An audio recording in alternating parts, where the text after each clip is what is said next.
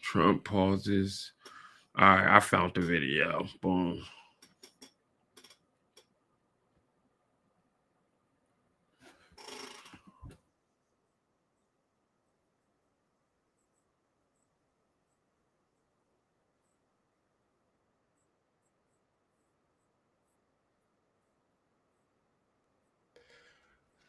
Welcome to Late for Breakfast. It's episode 2. We're going into Trump and if the feds are a little out of control right now. There's some wild and crazy things happening in the space that we got to talk about. What's going on, Chip? How you doing, brother? Peace. What's the deal, kid?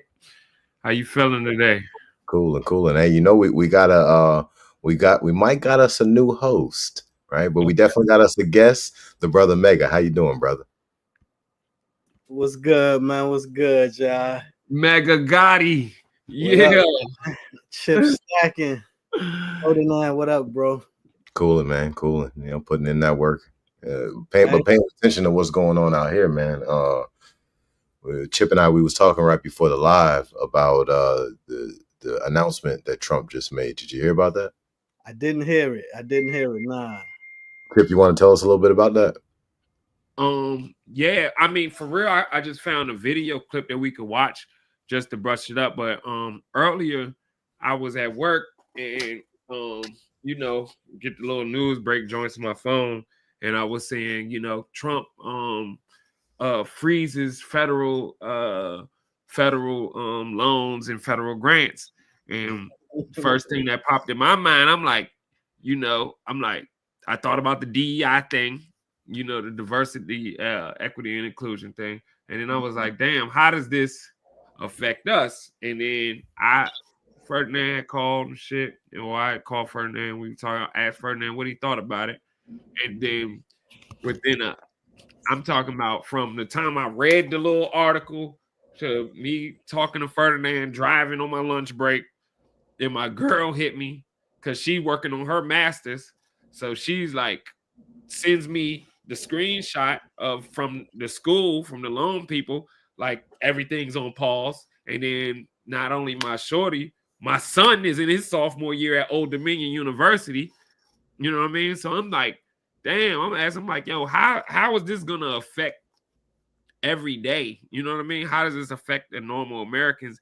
And then, with me working for a municipality, working for a school system, where in a school system, if anyone knows, majority of the funding comes from federal grants. You know what I'm saying? Schools, most peace. What's up, Purple Durag? Most public school systems, they get their money by having asses in seats. You know what I'm saying? Yeah.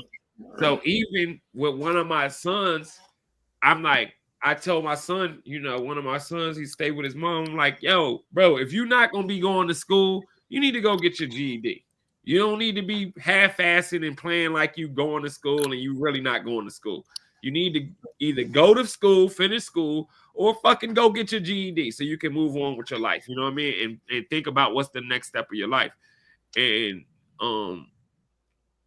he's like, well, my guidance counselor tells me that I need to go to school because this, that, and the other. And then, me working in the system, I'm like, she's doing what her job is to do. Her job, she's supposed to tell you to come to school because that's how the system gets their federal funding for asses in seats. This is how they get their dollars. You know what I mean?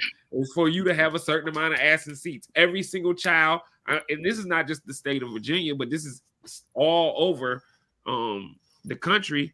The public school system, they get their money. The federal grants, they pay for these kids to be in school. So when the kids aren't in school, that means they get less money. They get a certain amount of money. I'm just going to say, just throw a random number out there, right? I don't know, not saying the specific number because the numbers probably vary per state.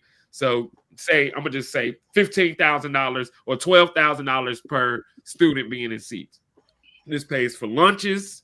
This pays for the facilities. This covers the cost for people like me to have a job, for my shorty to have a job, for these teachers, principals. This is how, everybody in the public school system makes their money through federal grants. So I'm like thinking like, damn, this might actually be a real thing. So I'm like, I wanted to see, what you guys thought about it. And from the time I left work, I had too much time to dig too deep. But me and Ferdinand were just chopping it up, sending some texts about it. Like, damn. And my girl stressing out about this all day because she like in the last year her master's, and she like, well, if they stop the grants and the loans, like how the hell am I finish school? And she panicking. I'm like, yo, chill. Let's do some research first. So I'm like, yeah. While we got it up here, let's check out what this news bring. Well, before you bring it on screen, let's say what's up to the big homie. What up, Purple Booray? Man, I'm sorry for the tardiness. Niggas is always late, man. Niggas is always late. Hey, my son had his game tonight, man. I had to see it. Had to be front row. You know what I'm talking about? You named the show the right thing. Niggas late for breakfast, late for their own pod. When I die, I'm gonna be late to get cremated. He's gonna be 5 minutes late. You know what I'm saying? Hey, man, we had to stuff his dick in there with him, man. We're gonna have to 5 minutes late. I want to say peace to everybody. I know people might be tuning in from Instagram, Facebook, YouTube, all of your such, but it's about 20 people scattered all over the thing. I want to say peace to everybody that's in the chat. Peace to everybody tuned in right now. I see the numbers in there. Keep share, like, subscribe, do all that good stuff. All right, now, hold on, not to cut you off. My bad, my big dog. But if you late for breakfast like I am Purple Do-Rag. We got Chips bring the cameras out. Guy with the book. My guy Mega Guns. Hold on. We late for breakfast. Hey, bro, I don't know what this means, but I gotta share this comment. I don't know. Can we share the comments on the screen? Oh, here we go. I can see that, Droid. Bro said, if bro on the bottom left made an OnlyFans, he'll make hella bands. I don't know what the fuck. That's gay. What the fuck is wrong with the Michael? I am a boy, Michael. That was wild. That was a hey yo.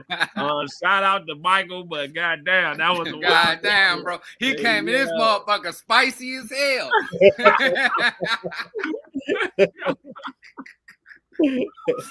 That's what happened when you late for breakfast, man. He's talking so in a straight way. That way.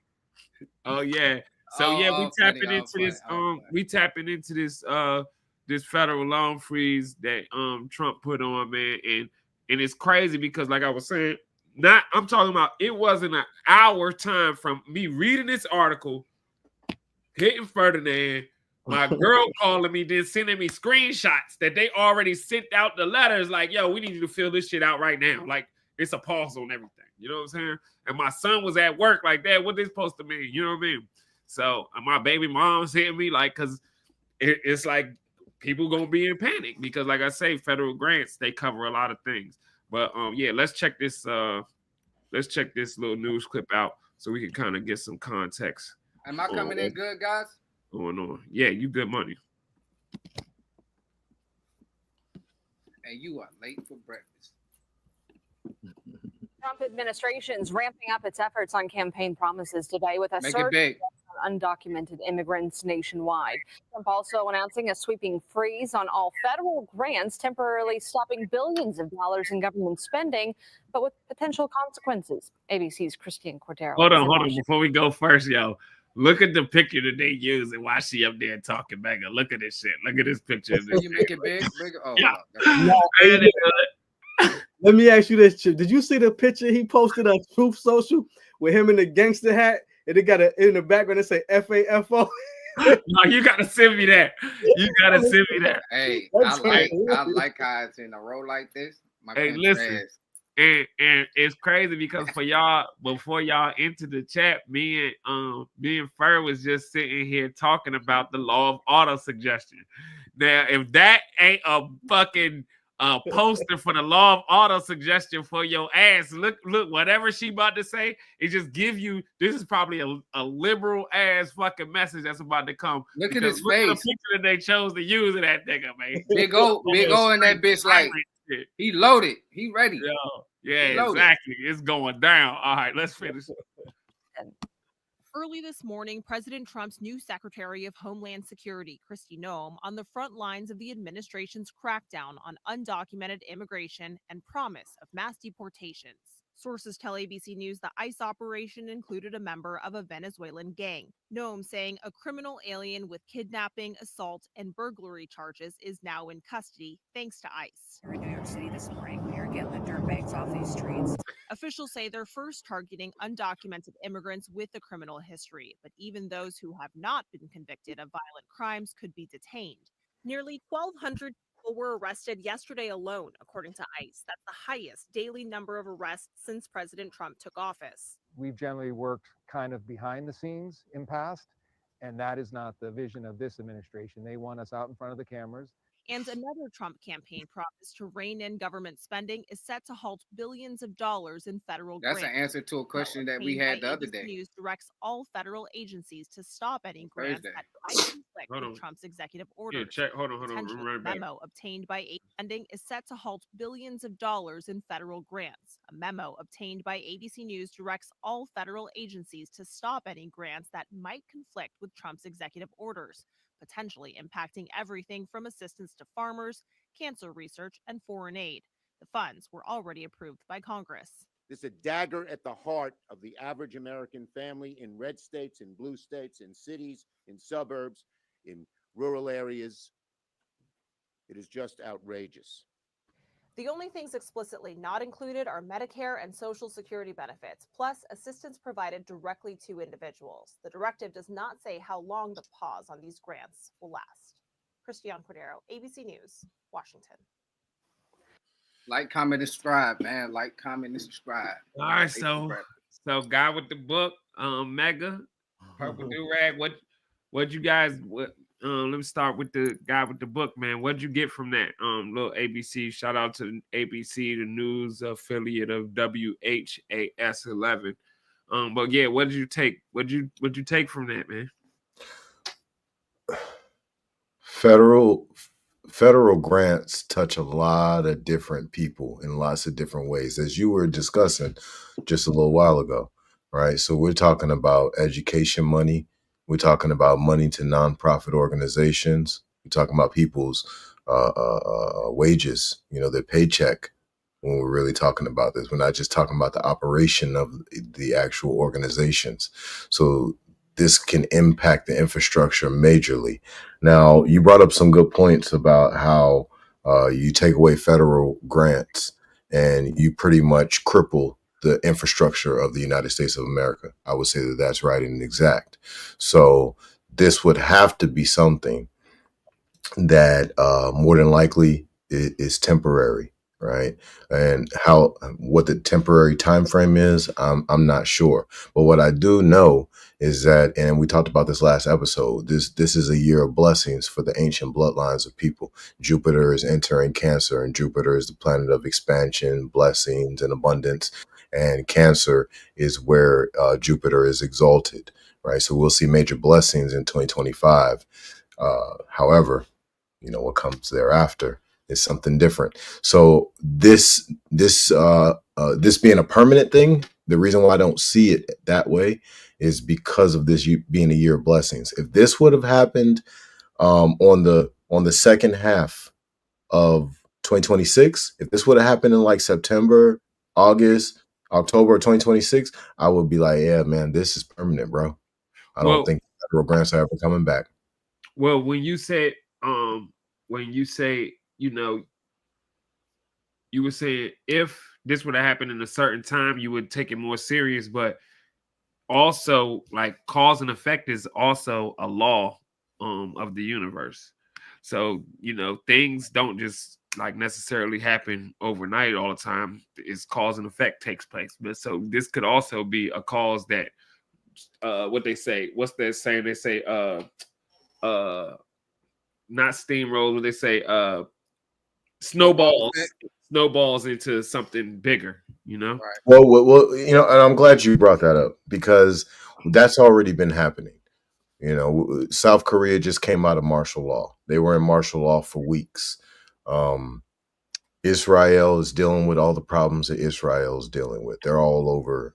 They're all over the media channels all over the world for what's going on there with the hostages who have been, many of which have been released, if not all of them have been released. But then at the same time, months ago, Israel was attacked by Iran. We got Ukraine getting their ass whooped by Russia. Right, we've got Great Britain going through a financial crisis. We got Vatican City finding ways to apologize to the melanated peoples of the world. Right, so when we have all of these things going on, this is the snowball. Right, you're watching it roll down the hill right now. It just hasn't picked up traction yet. In 2026 and 27, yeah, it's going to be rolling really, really fast, and it's going to be very big. Right. Talk to me, Mega. What you see? What you hear? From a mega perspective. Yeah, go ahead, mega. Let's go. I ain't trying to just make light of everything he do, but one thing I think he's doing, he know that last administration has so much stuff out of whack. I think he's stopping everything. I want to see where every dollar going. Y'all was throwing money here, throwing money there, throwing money. Y'all was just blowing money. You know what I'm saying? I want to see where all this money going, what it's doing, and then I'm gonna read. You know what I'm saying? That's what I think personally. You know what I'm saying? Let me ask you this: did y'all hear about him wanting to stop taxes on American citizens and let the country get the wealth from tariffs? Yeah, the tariffs. I did. So in that, this is why, like me, I'm not the person to be wanting to jump to conclusions. I ain't jumping off the bridge. But Shorty said something to me that was real, that made me think earlier when she was calling. I'm like, yo, we in the middle of the workday. Like, why are you stressing about this? I'm like, you don't even know. You done seen a damn Instagram or Facebook post. You running off with the shit. I'm like, look, relax. Let's do some research and, you know, get a full understanding of what's going on before you just jump off the bridge. And I hit her with the old granny Papa shit. I'm like, if everybody go jump off the bridge, would you jump off the bridge too? And she hit me back with some shit that I never thought of. I'm like, damn, I wish I would have heard that 30 years ago so I could tell my grandparents that shit when they used to say to me. She said, it depends on why they jumping. She said it might be safer for me to jump off the bridge. I don't know why they jumping. And I was like, damn, that's kind of deep. There might be some real shit going on that bridge. Yeah. She like, yo, the shit might be crumbling. It might be fire coming. I don't know. People might be jumping to save their life. And I'm like, damn, I never thought about it that way. You know what I'm saying? Alexis Capers on Facebook said, I don't think they really care about the effect it has on the people. Well, first I would say to that is I feel like true, but I want to know who is they, the big they in the sky. You know what I'm saying? I want to know who the they is, and me personally, I don't care what they care about. So I don't care about them not caring about the people because I don't care about them. You know, the big them. I don't care about them. I care about us. So that's where I'm you know, I'm coming from in my angle with it. I'm going back to the part when the guy, I'll forget the guy name, kind of blazed over here, but the old white guy with the suit with the white hair was talking to the reporter, and he said that the heads of the states, like the head of these FBI and all these organizations, are going to be in front of the camera, which that resorted back to when Meg was like, when the fuck the top hat start being in front of the camera? And we was like, yeah, that is kind of strange, but that answered our question because the commander told them, hey, y'all got to be in the front street now. If y'all remember that. I just remember that for some reason. I wanted to throw that out for the viewers and us so we can keep on our toes with this Trump and this Fed situation going on. Because so I want to throw this in too. You know, a lot of them grants, them illegal migrants getting grants, a lot of people get, so that's why I really think, you know, like I mean, personally, that's what I really think. I just think it, you know, they was just blowing money. You know what I'm saying? Like, I mean, yeah, and listen, there's a lot of truth to that. I think for me, I'm more concerned about our house. You know what I mean? So, like I said, I'm thinking about, like I say, Shorty, she in there with her last year on her master's. She thinking about finishing fucking school. You know what I'm saying? I'm thinking about my son who over there in Norfolk at ODU, and he don't never want to come back to Newport News and Hampton ever again. You know what I'm saying? He like, shit, I'm trying to finish school and get the fuck out of here. You know what I'm saying? So I'm thinking about it from those perspectives. You know what I mean? Like, cause that shit will hit close to home. Yeah. And from a person, like I say, who works in the system, to where when they talk about federal grants and people that work in 501c3s, we do the boxing, we get a lot of nonprofit money. Like we service nonprofit, like when doing them our summer camps and stuff like that. Yeah. We make our money because we service nonprofit organizations. So where did Trump say the money is going? He said, nigga, pause on the money. Ain't shit moving. Moving but the money. No, not nigga. The money ain't even moving. Only the money ain't moving either. Into what? Only Trump moving. Yeah, only Trump moving. Don't the money don't move. Nobody don't move. But only I move. Mega was saying with some real shit in terms of he's saying like, yo, this past administration done did things so bad. Stop. Don't nothing move.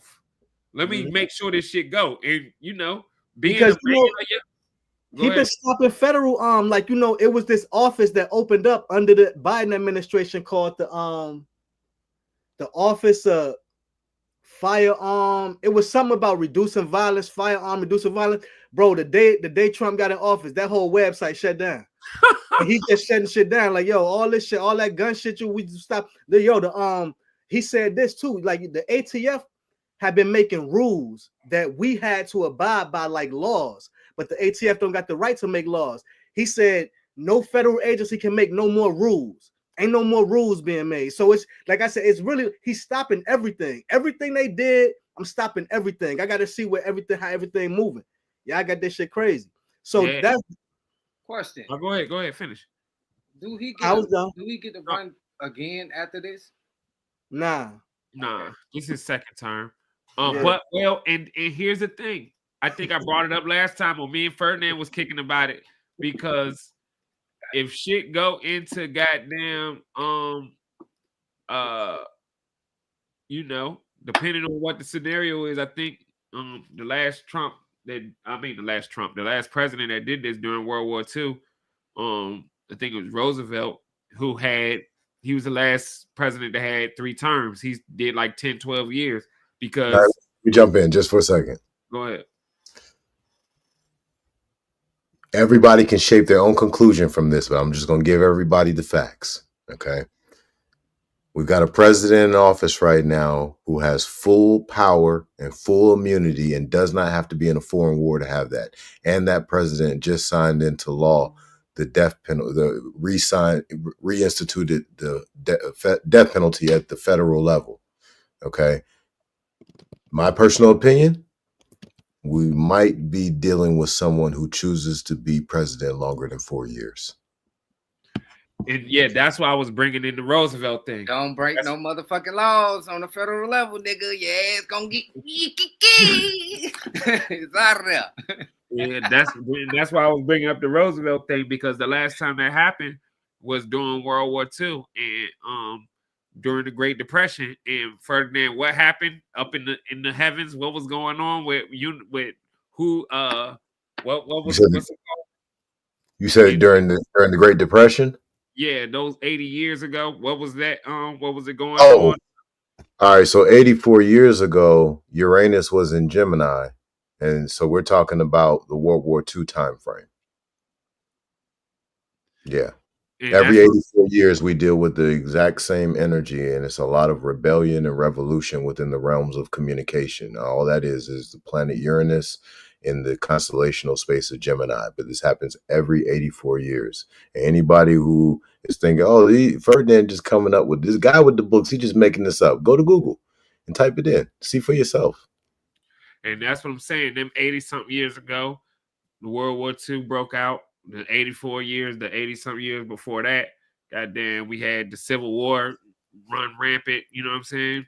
The bloodiest war, the bloodiest battle on this land in all of humanity, on this land, It happened while Uranus was in the constellation space of Gemini.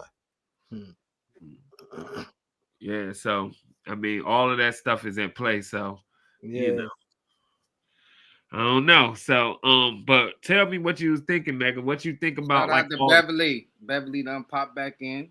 This DEI stuff. Like, do you think that these federal grants had something to do with the whole DEI thing, with the diversity, equity, and inclusion stuff?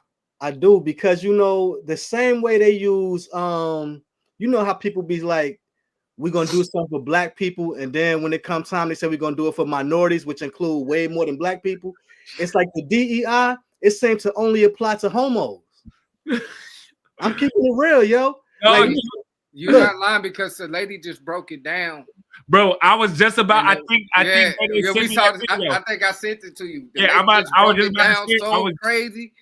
Please pull that up, bro. Let me share this video and see what y'all think about it. Hold on. She broke it down so crazy. I was like, yo, because we was just talking about that, and I was like, yo, let me send this to bro, because you know it's just like the motherfuckers be in your head already.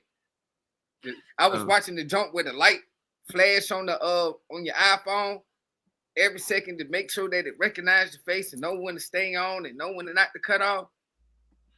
So check this. That shit cooking our brain, man. Hold on, check this out. Fucked up right now. Crazy. Oh, I ain't see this one. Oh yeah. The term DEI. That's the one. I want to show you one of the fun. The real F around and find out moment is here. A lot of people are looking at the Black community thinking that we are the recipients and benefactors of DEI programs and affirmative action programs. And I know affirmative action is no longer, but whenever they hear the term DEI or they hear the term affirmative action, they look to the Black community thinking that we are the benefactor. Now, here's some information for you. The number one recipient of DEI are white women. That is according to the U.S. Department of Labor. And others fall under that group, under the minority group, the ethnic minority. Number one recipient under that group are Latino and Hispanic Americans. Number two are Asian Americans. Number three are Native Americans.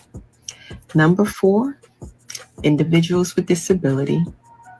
Number five, veterans. Okay? And number six, the LGBTQ plus community. And guess who comes last at receiving DEI benefits? Guess who comes last? That's right. Black Americans. Black people. Let me also say, you can do a Google search and you will see the primary benefactors of DEI programs are not only white women, but white men, white male CEOs. Those are the ones who have benefited the most from DEI initiative programs. The real F around and find out moment is here. All right, so look. A lot of people are. What you hear, Mega? What you hear, man, with the book? Just like I said, without even knowing. You know what I'm saying? I mean, bro, that's why, like, personally, look, like how you, like your situation, I understand it fully. Like you said, you're worried about home. But in reality, bro,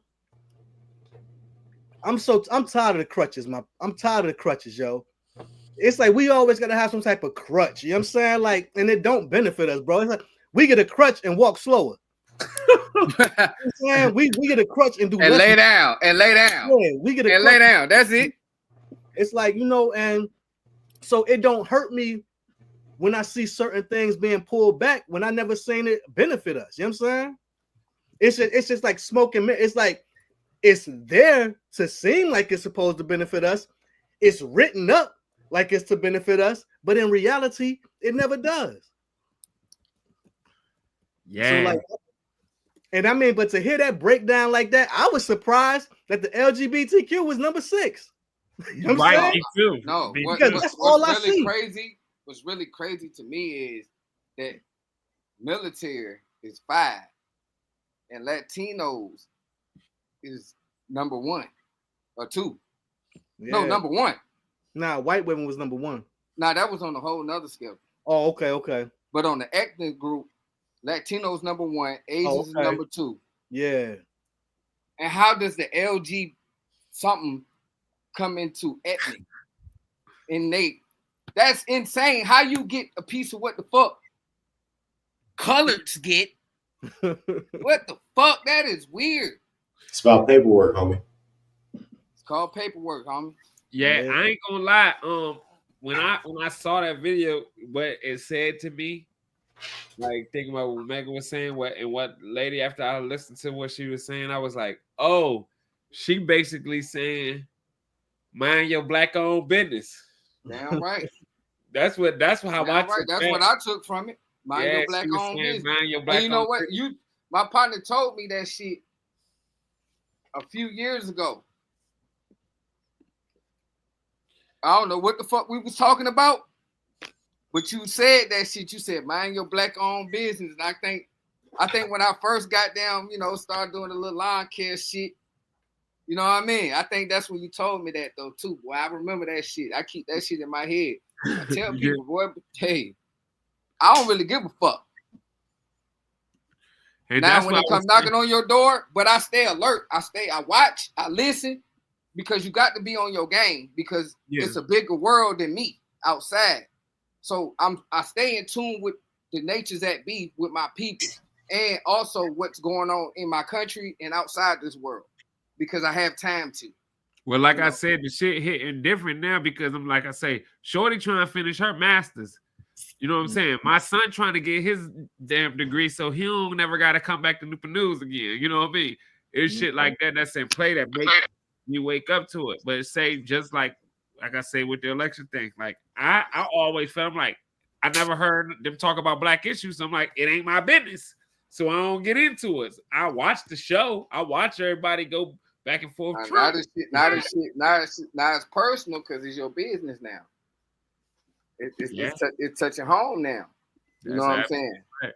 So when like a nigga like me be like, I don't give a fuck about none of that shit until it's some shit like it happened to in my lane and it fit in my lane. Because until niggas don't have no place to stay and can't afford where they live at, then I won't have a job. So the guy with the book, same shit, right? When they talk about freezing the federal grants and loans, how far do you think that reaches? Well, before I go into that, I want to touch the countdown or whatever, the order of importance of DEI benefits. So number 7 on the list was melanated people of America. I want everybody out there to know that when you take the most effective, talented, spiritual people on the planet and you turn them into a workforce and you know their real history, you know they built the entire earth. Everything that you call civilization and society comes from them. You don't help them because if you do, you put them back in a position to rule the world again. Now, to your question, I think that in a short period of time, they're going to re-release federal grants, and they'll have a big change to who gets that money, right? Trump will be heavily in control of that. But there will be that money pumped back into society because you and I, we talked about it. If they cut federal funding right now by the summertime, the country will be in disarray because there'll be too many people that won't have a paycheck that they can get every day. There's a lot of people who get paid every day from federal grant. Like some of us who got small businesses, if we see a federal grant, I might be, we'll be happy with $5,000, $10,000. There's businesses out here getting hundreds of millions. Yeah, that shit ain't shaking shit. Tens of millions of dollars in federal grants every single year. So this will cripple the infrastructure of the United States of America if it's a cut right now and they don't re-implement something. From my understanding, that's what the game plan is to do, is cripple America. I watched some shit the other day, and it was just like how they lining up these ducks, and I kind of like see it. It's like the military ain't too easy to get into. They really want niggas on their shit for real. Remember, motherfucker, the stupidest nigga in the world can just go and be in infantry. Can't even do that no more. They don't even want a dumb nigga in infantry. You understand? They don't even want you in the meat shop because they need a nigga that's gonna be war ready, that know how to modern warfare, move in the city, not shoot a fucking innocent kid that's playing with a goddamn stick when they walk in the building. You did what I'm saying? So, and when Trump was in the office last time, I remember Trump going up there with the Muslims and the Christians and holding that globe. You know what I'm saying? What the fuck was that about? You know what I'm saying? I don't know. I ain't really do my research on it, but He had to fulfill the Simpsons prophecy. The Simpsons prophecy? Hold on. I did see that too. The Simpsons is like, yeah, let's talk about that. Hold on. Go ahead. I want to show y'all something. A bunch of shit. Like, how? They say the dude that made it, the creator, was a fucking time traveler. All I know is when they showed the joint in the cartoon, in the Simpsons cartoon, where Trump was the president and he was coming down the escalator with the same color suit, with the woman beside him, the dude dropped the sign, and that shit happened in real life. That was crazy. I'm like, hold on, man. That's what we talking about with the globe and having the Muslim. Hold on. Is somebody playing something? I don't know, but that's what we talking about, Mega, with the globe that Purple Durag brought up. That was another thing that happened on The Simpsons, and it happened in real life, just like the escalator joint you was talking about. Yeah, I mean, they also showed Trump in the casket too. Well, he's pushing 80, I think. Yeah, he's like 70 years old. 78. 78, yeah. Are y'all not hearing this? What is it? I don't hear nothing. I hear Day talking right now. It might got a lag. Okay. Hold on. Y'all real not hearing this? No, sir. It might be your imaginary friend you was telling me about. No. I'm I don't even know about that nigga. Hold on. No, but yeah, we got a lot of things that's taking place in the world. So obviously we got all these executive orders that's been signed. Everybody out there, please make sure you keep in mind the most important of all those executive orders. It is the death penalty. Because if you got a president who's got full power, full immunity, they don't have to be in a foreign war to have this power. Now they can start changing things that's written that might govern whether you could get a death penalty or not. Now, that's not going to really be important in 2025, probably for most people. Come 2027 and 2028, it's going to be very, very important. My man Roadblock just said a DC judge just blocked Trump's efforts to freeze federal funds. Oh, you said they blocked it? That's what he's saying. I mean, I want to send a shout out to my bro Roadblock. That's shout out to Roadblock. That's one of my brothers from the gun community.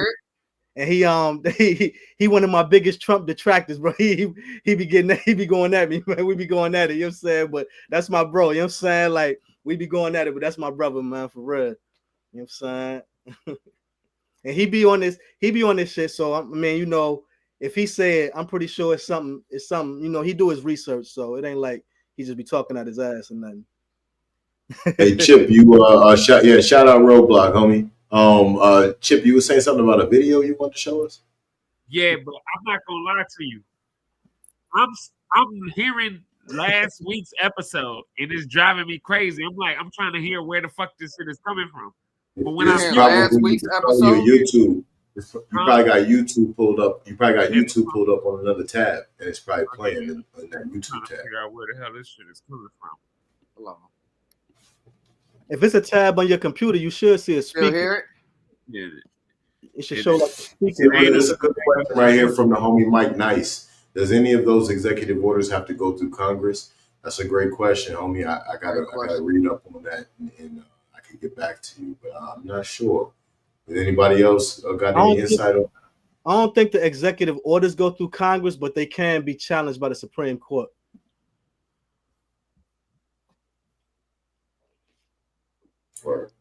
I don't know if they do go through Congress or not, but I do know the Supreme Court can challenge them. Because the Supreme Court challenged the birthright citizenship when that executive, they challenged that one. So I appreciate that. Yeah. And everybody out there, you know, appreciate y'all logging in, checking out Late for Breakfast. We in episode 2. Is Trump and the feds out of control? Let's talk about it. Come on, keep hitting the comments, share the video. Let's get some people involved. Come on up in here and let's talk about it. I finally found that motherfucker. My bad. I was over here losing my goddamn mind. It wasn't us because I couldn't hear nothing. Yeah, I couldn't hear nothing either. Nah, you know how you be having fucking, well, at least me, I be having 20 tabs open sometimes. I'm like, yo, where the hell is shit coming from? If you tune in, hold on real quick, brother, not to cut you off. If you tune in now, you late for breakfast with Purple Do-Rag. Chip bring the cameras out. The guy with the book and my guy. Mega Bills. Hey, and if anybody out there knows the answer to my man Mike Nice's question, go ahead and toss it in the comments. We're gonna put it up on the screen. I missed the question. What was the question again, bro? I'm about to put it back up on the screen. He said, does any of those executive orders have to go through Congress? So that's the thing that I was trying to say earlier too. I forgot which one of y'all was talking to, but an executive order don't make it a law. Mm-mm. You know what I mean? And I was bringing that example up because Trump tried to do this with the JFK thing his first time in office. You know what I mean? Yeah. It's 2024, 2025 now, and it still ain't go through. We still ain't see nothing. So just because you didn't see it, they dropped the JFK shit yesterday. Oh, for real? Yeah, they showed the driver shooting him in the face, right there. Nah, hold on. Bro. Yeah, so on Facebook. You said you seen it too? I seen it. But did they show some black and white? This was in color. No, this was color. No. When I say black and white, like did they show it was in color. In print? I know. I'm not talking about the Sagruda film. Yeah, nah. They just showed the video. They just showed they zoomed in and they stop it when the driver do this. And then they draw a line from the gun right to his head, like to just show you. Then you see his head, boom, man.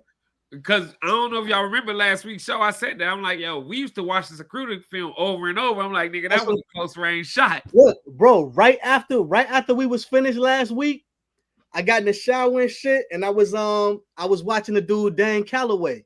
And Calloway, he showed it right on his joint, right? I mean, right after we was talking, like I had showed it to my son. I'm like, yo, because to me, that's how the universe talked to me. We was talking about it, and then right after, the first thing I turned on is showing JFK getting shot in the head, bro. But that's your phone. If your phone in your that's correct. In your house. I'm bouncing around a little bit, but let me shout out this comment real quick. Dan on Facebook on my page, Young Rudy.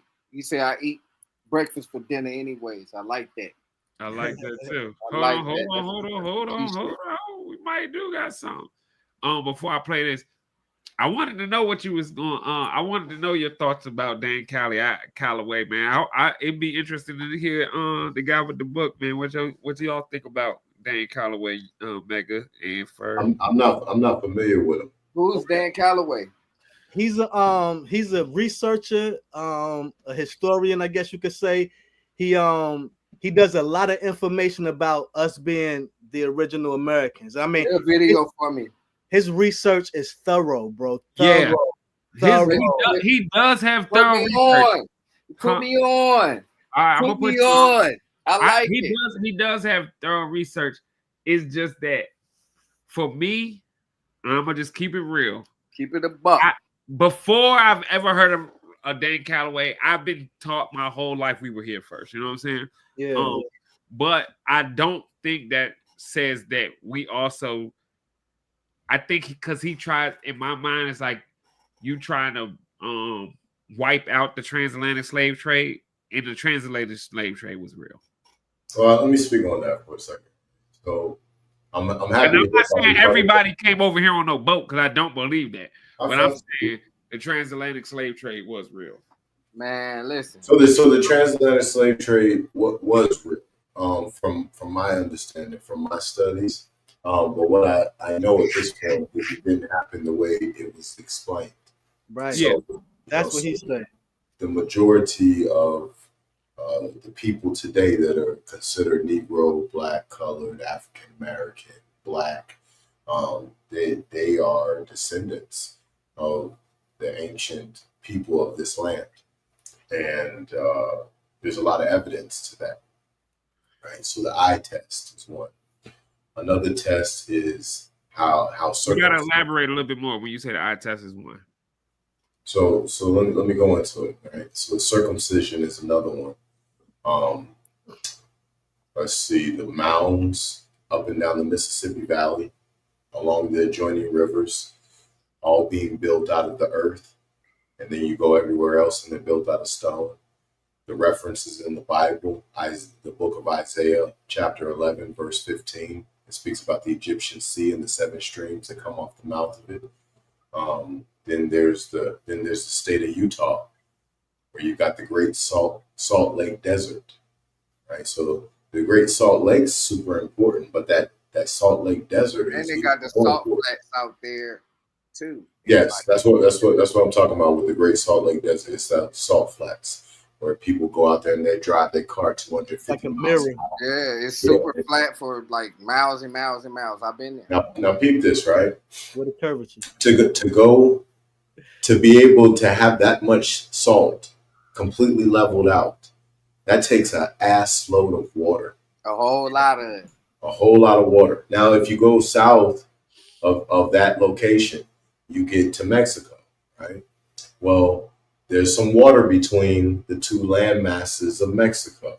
Today it's called the Gulf of California. And I think on our last episode, I was telling y'all about the maps, where I found a map. And I pulled these off of the Library of Congress archive website. If anybody want to check them out. Damn, one's in French. One's in French. The other one's in Portuguese. Now peep this. I did the translation. One's in French. One's in Portuguese. And they both translate to the Red Sea. The Gulf of California. Right there between this side and that side of Mexico. Now that's very, very significant when we start talking about Teotihuacan. When you say they translate to the Red Sea, what do you mean translate to Red Sea? You gotta give me some. They translate to English to the Red Sea. One's in French. You mean it translates to the actual word Red Sea? They translate to the Red Sea. One's in French, one's in Portuguese, and you translate them to English, they translate to the Red Sea. Now, when we get to Teotihuacan, or what we might call Mexico City today, this is where the Aztecs are from. The Aztecs didn't call themselves Aztecs. They called themselves Mexica. They said that they were from Aztlan, right? Well, Atzlan is very similar to Atlan. And then you go over to Italy, and they might put a tis on it. Atlantis, right? And they found evidence of that over here as well, with all of the different indigenous structures they found down there, the Olmec heads, and all of this that correspond to one people who lived a certain type of way. There's a book that I have in the Mastermind Library called An Original History of Ancient America, the identity of the Aborigines with the Tyrians and the Israelites. And the copyright's 1843. The Europeans figured this out a long time ago. Our people need to come to the reality point that everybody who's on this podcast is a descendant of somebody who was really dope in the Bible or the Quran or the whatever. It doesn't even matter which religious doctrine you're talking about. Ultimately, when you trace it all the way back to the beginning, you got to come right here to this land that they used to call Septentrional of the northern region. But in that same Latin dictionary, if you're looking at Septemtriones, it says that that's of the 7 stars of Ursa Major and Ursa Minor. Well, this is what they believe, the Europeans. They believe this to be the Holy Land. That's funny. Yeah. I heard that too. I heard a lot. I want to check out this guy's videos, though. Yeah, play the video, out, Brody. No, I don't got time for Dan Calloway. Hey, boy, not tonight. Yeah, it's something Dan Not Calloway. only that, you got the voice, you got the knowledge and the fucking voice. Boy, you talking about me? He do. No, I'm talking about me, nigga. I'm talking about you, nigga. God damn, you got the voice and the knowledge, nigga. What? Yeah, he'll be crazy for some Dan Calloway videos because man, listen, bro. Dan Calloway say, "I'm only here to make you think." You know what I'm saying? Man, listen, bro. So, listen, but my bro, thing I is, love that shit, bro. A The lot combination of that. Hold on, Chip. The combination of that, bro, is amazing. And I want to give you your flowers on fucking live right now. I appreciate that, man. Thank you. My brother, Ron Parker, was like, yo, I like that guy with the book. He informative, you know, he do know his shit. Awesome and shit. So he on it, bro. Look, listen. You got that, bro. Look, bro, you got me like, oh, I want to learn all this shit. I got somebody who want to be a guest. He a sharp brother too, man. Yeah, we need that. We need him. He can pop in the conversation right now. What's up? We need him on Thursday. We gonna get him. Somebody got to send him the link. I send the link Thursday. Here's my thing though, right? And I think where Dan Calloway, even a lot of, I'm not gonna lie, I first heard this as a kid from the Moors and shit, you know. That concept of there were no show me a slave ship. And I'm like, yo, that's the fucking most elementary shit ever. That's just like saying, show me gravity. That don't mean it ain't no gravity because I can't show you no fucking gravity. And so when they come with this, show me a slave ship, you know what I mean? It's like, you never seen a slave ship. That don't mean, I'm like, but they actually have, it's imports and exports. They have documentation, their records of imports and exports. If you ever been to California, you know that they got mad dams in this area right here to keep that land dry. So, you know that's an island in itself. No, I mean with Dan Calloway, a lot of his information, his research is thorough as hell. Don't get me wrong, you know what I'm saying? And I was always taught, you know, that my whole life I was taught that, you know, we were here first. You know what I mean? Each of those 2 maps. What I got circled, they translate as the Red Sea. Whose maps are these? Whoever the cartographer is, bro. I pulled them off of the Library of Congress website. I don't remember the year that these ones are, but the cartographers of each of these, one's from Portugal, the other one's from France. These are 2 different people who more than likely don't even know each other, and each of these cartographers have identified this waterway right here as the Red Sea. And as you can see, it used to be much larger than what it is now because it has the whole western portion of Mexico and California as an island. Facts. They always call California an island. I mean, if you want me to, I can go ahead and pull up the Library of Congress website right now and go to the maps if you want. My whole thing is just like we were saying, what we were talking the other day, is like, for me, just if you were writing a paper in school, you're going to cite your sources. So like, that's all. So I'm going to ask that with any, like, yo, who's the source? You know what I mean? I don't give a fuck what it is. We going to always want to, I'm going to say, who's the source? Look at that map. accept the information without knowing the source is. And I'm not saying that the information isn't valid. I'm just always going to ask. Look at that map and look at that demographics of where the desert is right now, where the flats is. It makes sense. The Grand Canyon, all that right there. Because that's what I'm saying. It's important because it say like up there it says Florida and Canada. You see that, so that tells you French. You know what I mean? That says that because Florida and Canada, that's French. That's French. That's what I'm like. Pick whichever one you want. Whichever. Yeah, whichever map, and I'm gonna click on it. All right, pick that one. Hold on. Pick anyone. Pick the big one of America right there at the bottom. The date of them is down at the bottom of each one. So these are newer maps right here, but you got some more ancient maps. The older ones, yeah, I'm reading. You see who's going. So, like for example, here go the East Coast right here. These folk can't hear me.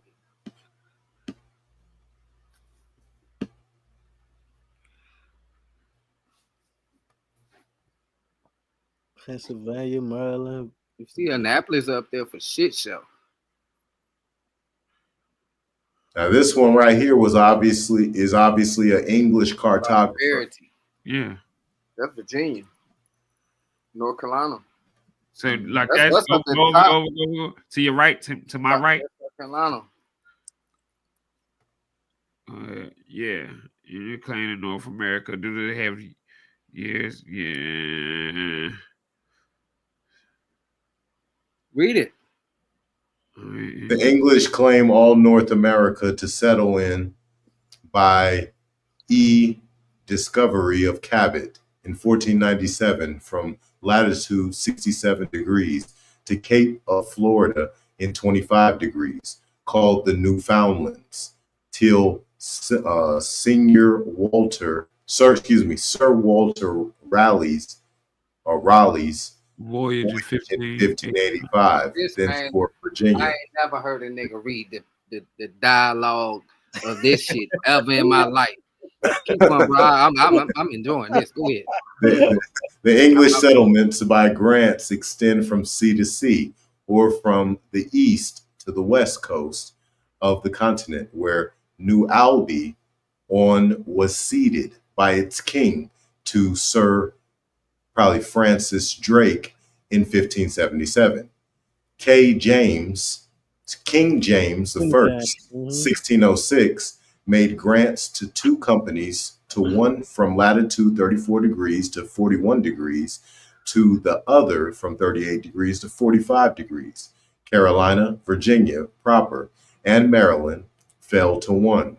To the other, New England, New York, New Jersey, and Pennsylvania. Afterwards, distinct grants being made of them, Nova Scotia and New Britain. Virginia, or all North America, became divided into lesser parts under different names. Virginia, properly called settled in James R. 1607, northbounds by grant, latitude 41 degrees, the south 36 degrees 30 minutes, by agreements, and was run in 1729. Government and property in the Crown. New England, included in the General Virginia Patent, was granted 1606 and settled in 1621. The bounds extend from latitude 40 degrees to 48 degrees north, east and west from sea to sea, if not possessed by any Christian state, as by grant of James I, 3rd of November, 1621. Nova Scotia usurped by French, 1603, forced out by Argall, 1613, granted 1621 to Sir William Alexander, and bounds was St. Lawrence R on north and west, St. Croix by a second grant, 1635. It was enlarged to Kennebec R to coextend Nova Scotia with Acadia, so called by French, as granted 1633 by Louis XIII, was 5 or 6 times conquered by English and given up to French, who in 1713 by Utrecht Treaty ceded it entirely to Queen Anne. So this map was a 150-year process. I don't believe none of that now, because at the end, this is what I'm hold on, zoom back in. Hold on, yeah, bro. the map was 100. This the was nigga said 5 or 6 times. You are the nigga that's recording this. Yeah, you talking 5 about or 6 times from 1577. You talking about from? I appreciate that, man. Thank you. You did that shit, bro. But look, at the end, that nigga lied. That's my opinion. The nigga said 5 or 6 times. You supposed to be direct about it. You got all these exact dates, but no month. So, and at the end, it's 5 or 6 times. He was drunk by the time he finished this one. I feel you did that though. He served and all these other niggas, and they just served Walter. They ain't really got no first or last name. We don't know who. All these niggas sound the same. It's always a Sir Williams in the history books back in the day. Yeah, it's the vampire. It's the goddamn vampires map. You know. Say that again, bro. Huh? Just say that again, bro. It's the vampire in America. When we were talking about California, let's go to California. Fuck the East Coast. We know about these niggas. We've been here our whole life. They go back to that island that's on the West Coast that they call California. That they dried up all that motherfucking ocean, that little, whoop to connect that land. Watch this. This is what they used to call America, Septentrional. Who was they? The Europeans. It's in Latin. European. Europe is a whole continent. That's, you know what I mean. Like French is Europe, and so is Germany. You know what I'm saying? So is Great Britain. Septentrional is Latin. They don't have the same system.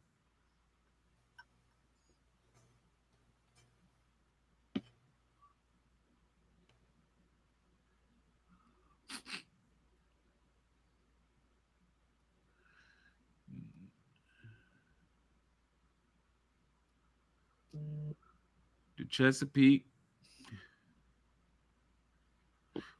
Plymouth.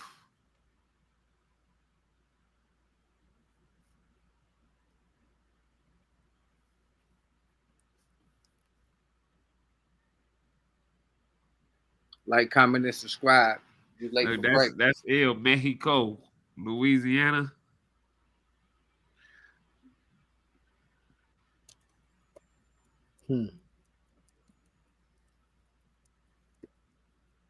You late for breakfast with Chips running the cameras out. Cuts. Guy with the book.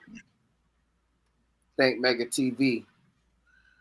And Purple Do-Rag, baby. But yeah, anyway, I ain't gonna hold anybody with these maps. I just want everybody to know, if anybody wants to see what America was to the Europeans, right? Because they don't have too many maps in the Library of Congress from Morocco or from Ghana. You know, they made sure to keep those maps out of this archive, but you can see the ones from the Europeans. And the thing about it is, prior to 1920, right, this is when the Great Reset took place, around the time of 1908 to 1920. And then there's a lot of censorship after 1920. Prior to that time frame, there's a lot of European. What the Great Reset is, when you say the Great Reset? Sure, let me come back to it, right? So when we talk about the maps, after the Great Reset, you got a lot of censorship. But prior to that, you got a bunch of Europeans who wanted to be the best at what they were doing, right? So you got to tell the truth for that. I got a whole bunch of books in the Mastermind Library and a bunch of books and maps in there that they told the truth on, like real talk. And so let's go back to Chip's question, the Great Reset. So the Zionists took control of pretty much the whole world in the 1770s, getting the most important land under control, which was this one, right? Revolutionary War, United States of America's established, blah, blah, blah, blah, blah, the history, right? Well, they wanted to implement new technology. So you got to find a way to get the people under control before you implement this new technology, right? So the Great Reset takes place. You go ahead and you demolish so many of these buildings that are energy centers. You get rid of so many different types of books and material, and then you archive in certain places that only certain people have access to the original copy. You don't burn it all because you never get rid of the truth if you want to stay free. But for most people who were trying to get their manuscripts published, yeah, certain keywords wasn't even allowed. Certain things wasn't allowed to be put out after the 1920s. But this is the reason why we get the books from the 1800s. A lot of those authors were doing their work on behalf of a king or a queen because of how much money it took to be able to do the work and spend the time and write out those manuscripts by hand. Well, that costs an ass load of money. Well, who's paying for that? Kings, queens, and popes. Well, a bunch of these mofos wanted to tell the truth and get the story completely right. Well, why? They didn't want to get their head chopped off or their families, found out in the forest somewhere, naked and dead. All of these types of things have been happening for all time. Maybe not as much now, but it was very regular type of thing back then. Even Hitler's time, when his lieutenants would show up and they would give him information he didn't necessarily want, even if it was the truth, you're gone, right? So these guys did things in different types of ways. Obviously, you got some who was on Hitler's side, on Hitler's energy, and then you got some who they wanted the real truth, right? And I'm gonna pull up a book after. I'm gonna give the floor back to you, Chip. Nah, when you mentioned the Great Reset, because I had heard that in the context of COVID before, and that's why I wanted to know, because of what you were saying, felt like it was aligning to me with what I was hearing about COVID. Let me comment on that Great Reset. Brings it back around to what the Trump thing is going on right now, because they were saying that COVID 2020 was the Great Reset. Man, fuck that shit. Let me speak on the Great Reset and the mudslide and all that, man. You feel me? Like, if you look at a lot of old buildings, they have 1920, 1906, shit like that. Like, when they ain't even had no technology to even build these type buildings. And they have pictures of, even like, let's go back to Yankee Stadium, the first one, how majestic that shit was. And then you look around when they was building it, they barely even had trucks back then. You heard me? So it's like, okay, you see them moving mud. You don't see them really building no scaffolds, nothing. But you see them niggas moving mud.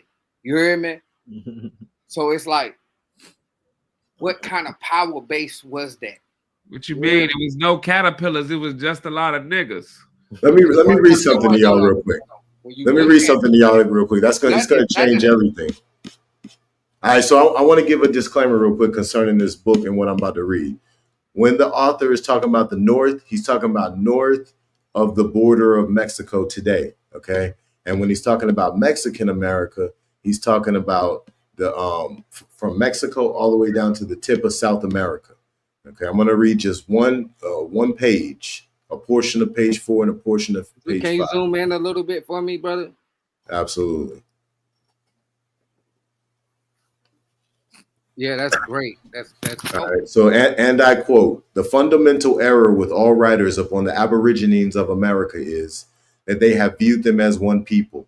Authors have, therefore, been confounded by the different customs and ceremonies of religion as practiced in the two great divisions of the continent.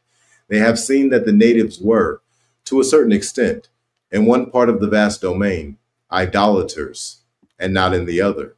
That the North was essentially Republican in every aspect of its political existence, while that of Mexican America was as essentially composed of kingdoms and empires, and governed by despotic monarchs, and that republics were interwoven with them, that each man in the North was a warrior and an equal, acknowledging no superior but their leader in time of battle.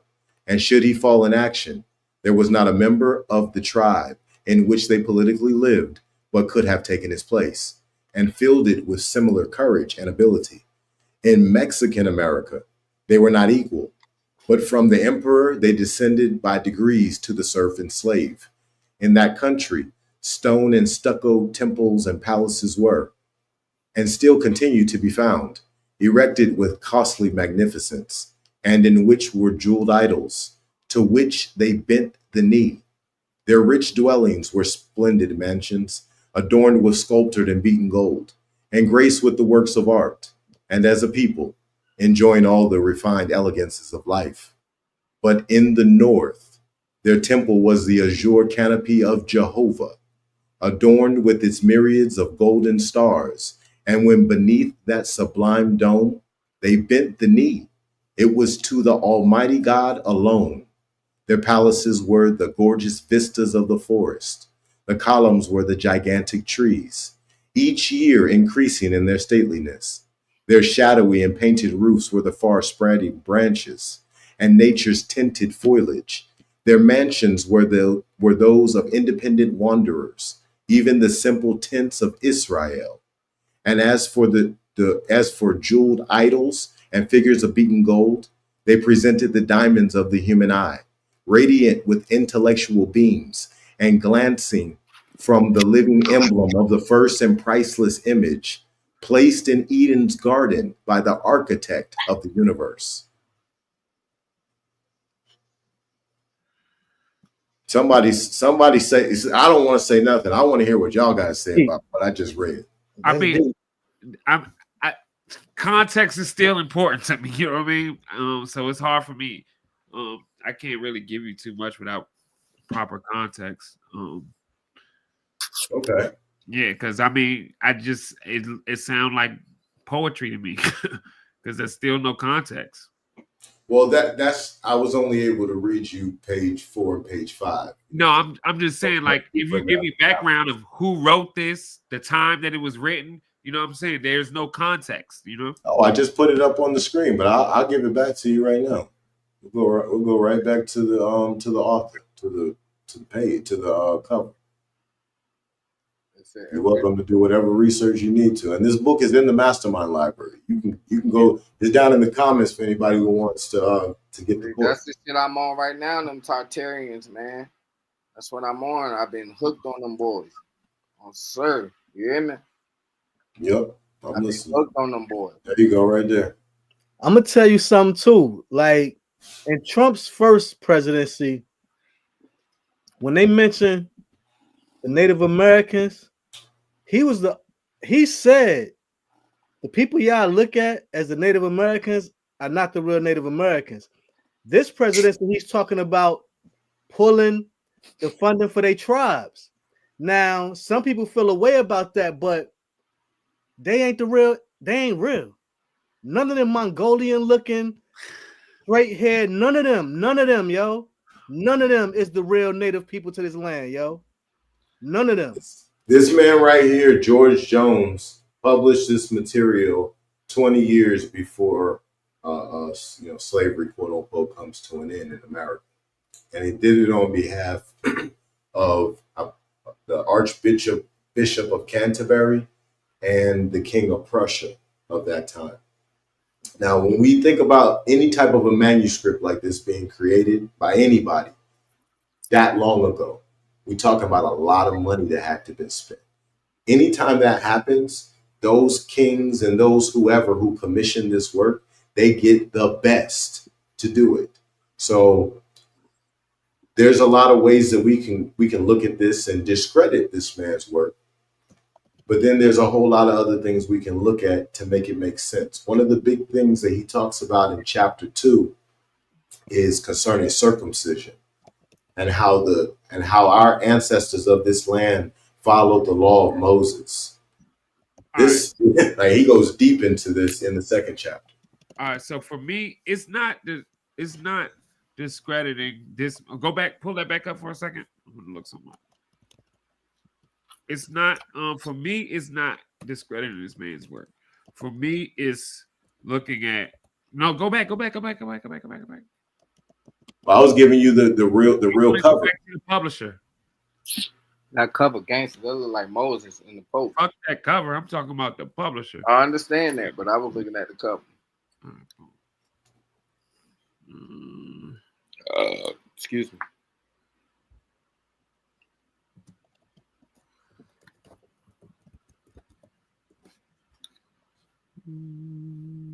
This man in 1843, just for everybody out there, you read this book.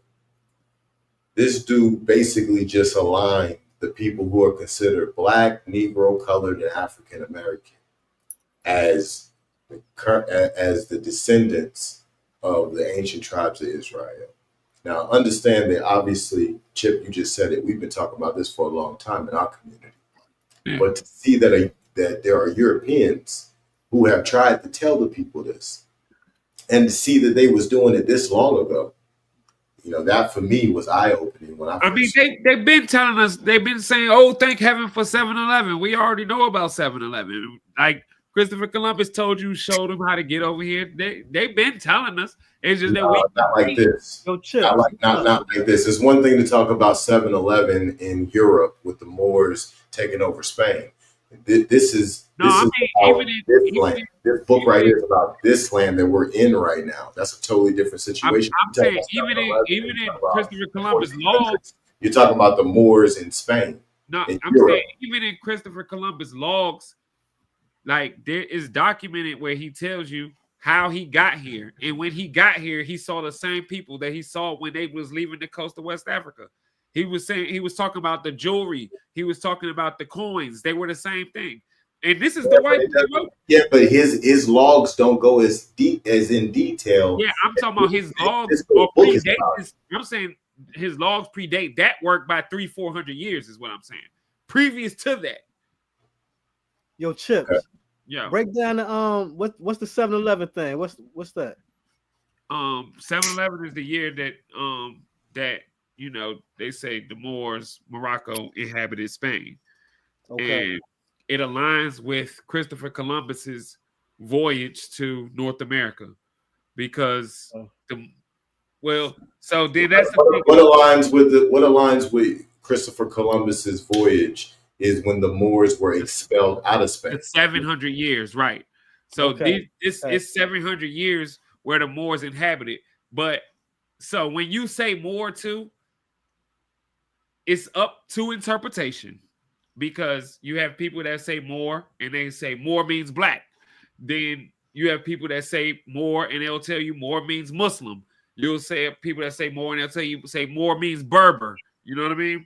But just for sake of argument, North Africans, people from Morocco, inhabiting Spain, they come into Spain, they last about 700, 800 years. You know what I mean?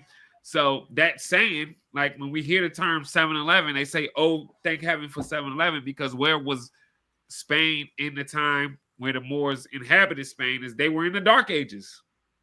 You know what I mean?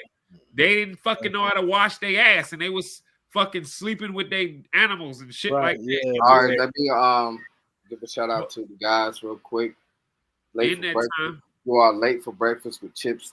Not Chips bring the cameras out.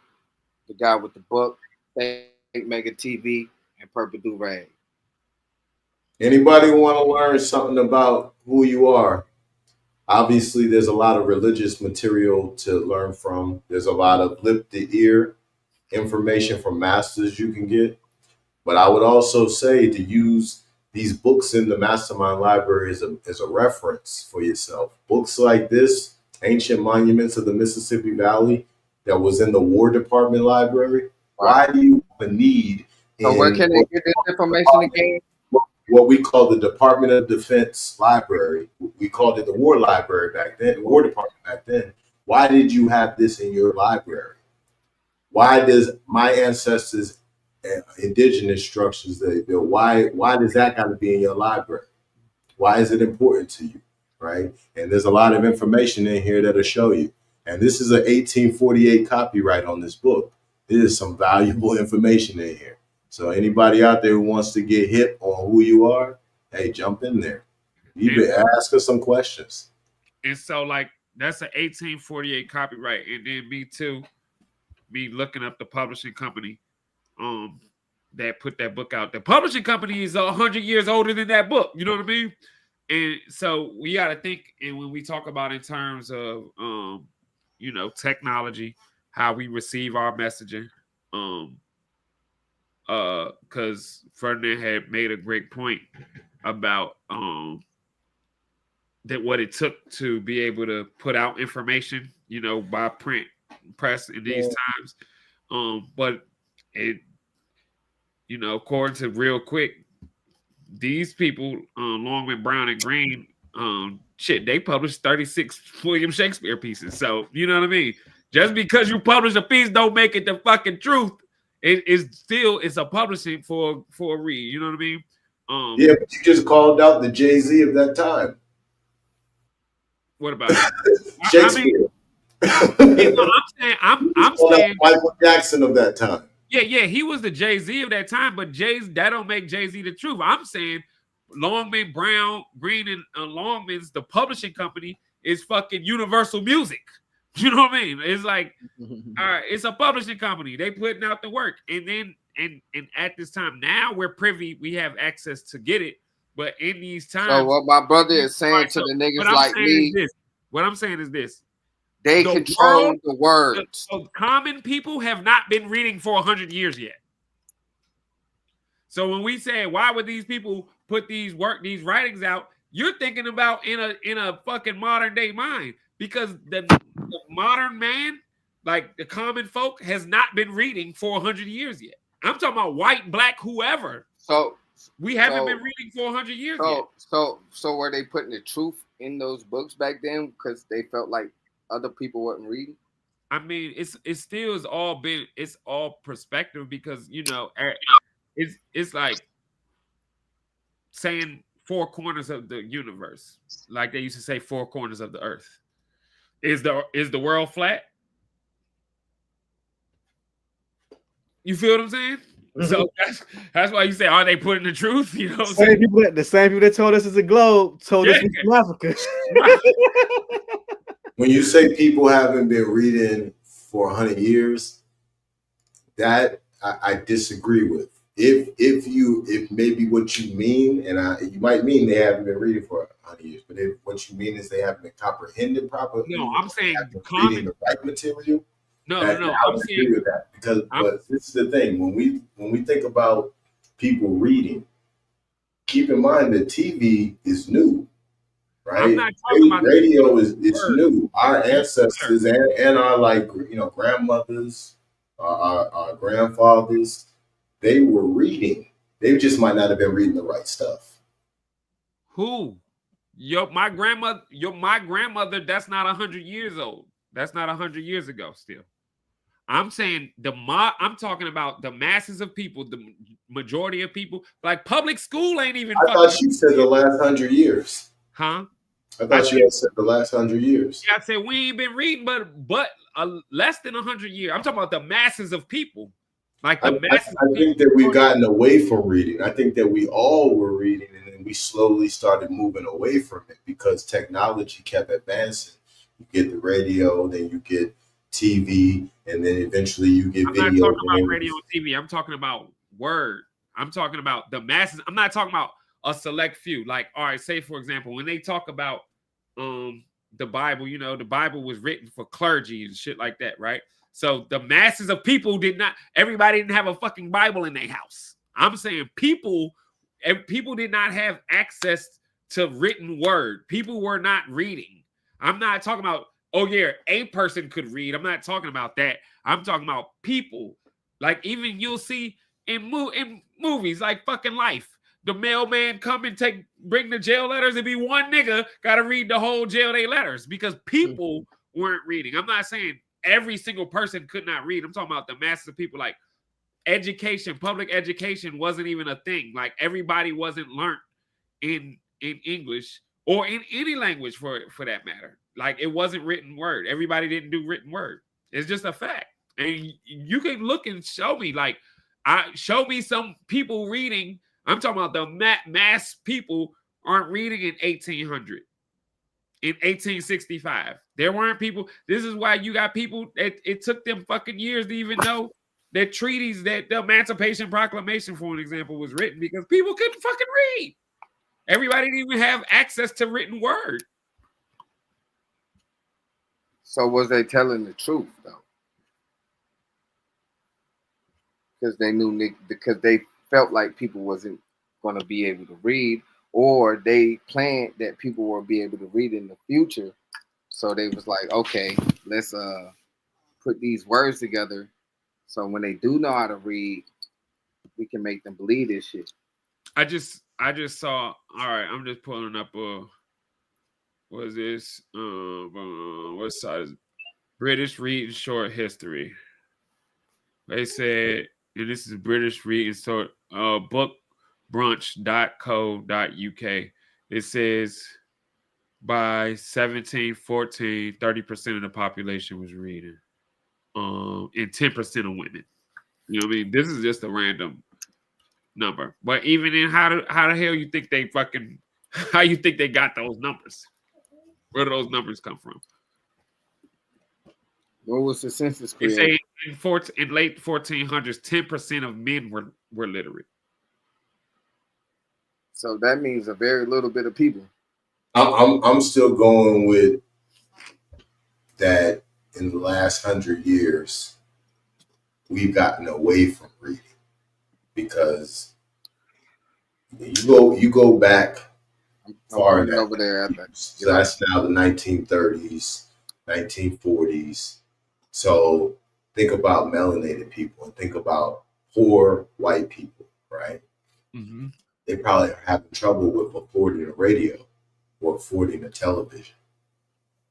So when they're at home, somebody in that house is reading a story to the children, the newspaper, or just a book to get their mind off of the work that they did that day.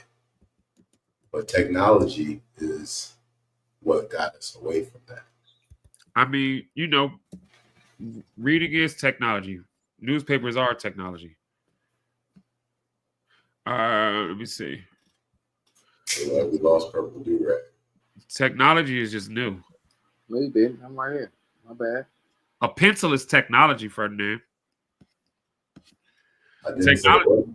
Yeah, I'm just saying technology doesn't mean electronics. You know, a pencil is technology. A bow and arrow is technology. Was a technology at one point in time. Either way, technology advancements it has pulled people away from reading.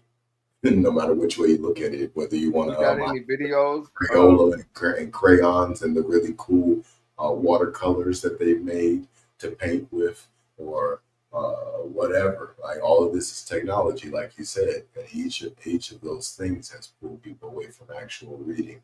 And then when we look at the school system today, there's a lot less reading than ever before. When each of us on this podcast was in our youth, we had paper bags that we get from the grocery store, and then we wrap our books with them jets. And then you had the heavy book bag because you had 4 books in there that was kind of big, right? And you had to read them books in school, right? But in today's world, the children ain't got nothing in their book bag except for a bunch of empty wrappers of chips and candy. And a laptop. And they in the laptop, right? And then they go to the laptop to read one paragraph of the whole chapter we used to have to read. Yeah. And they don't have to pass.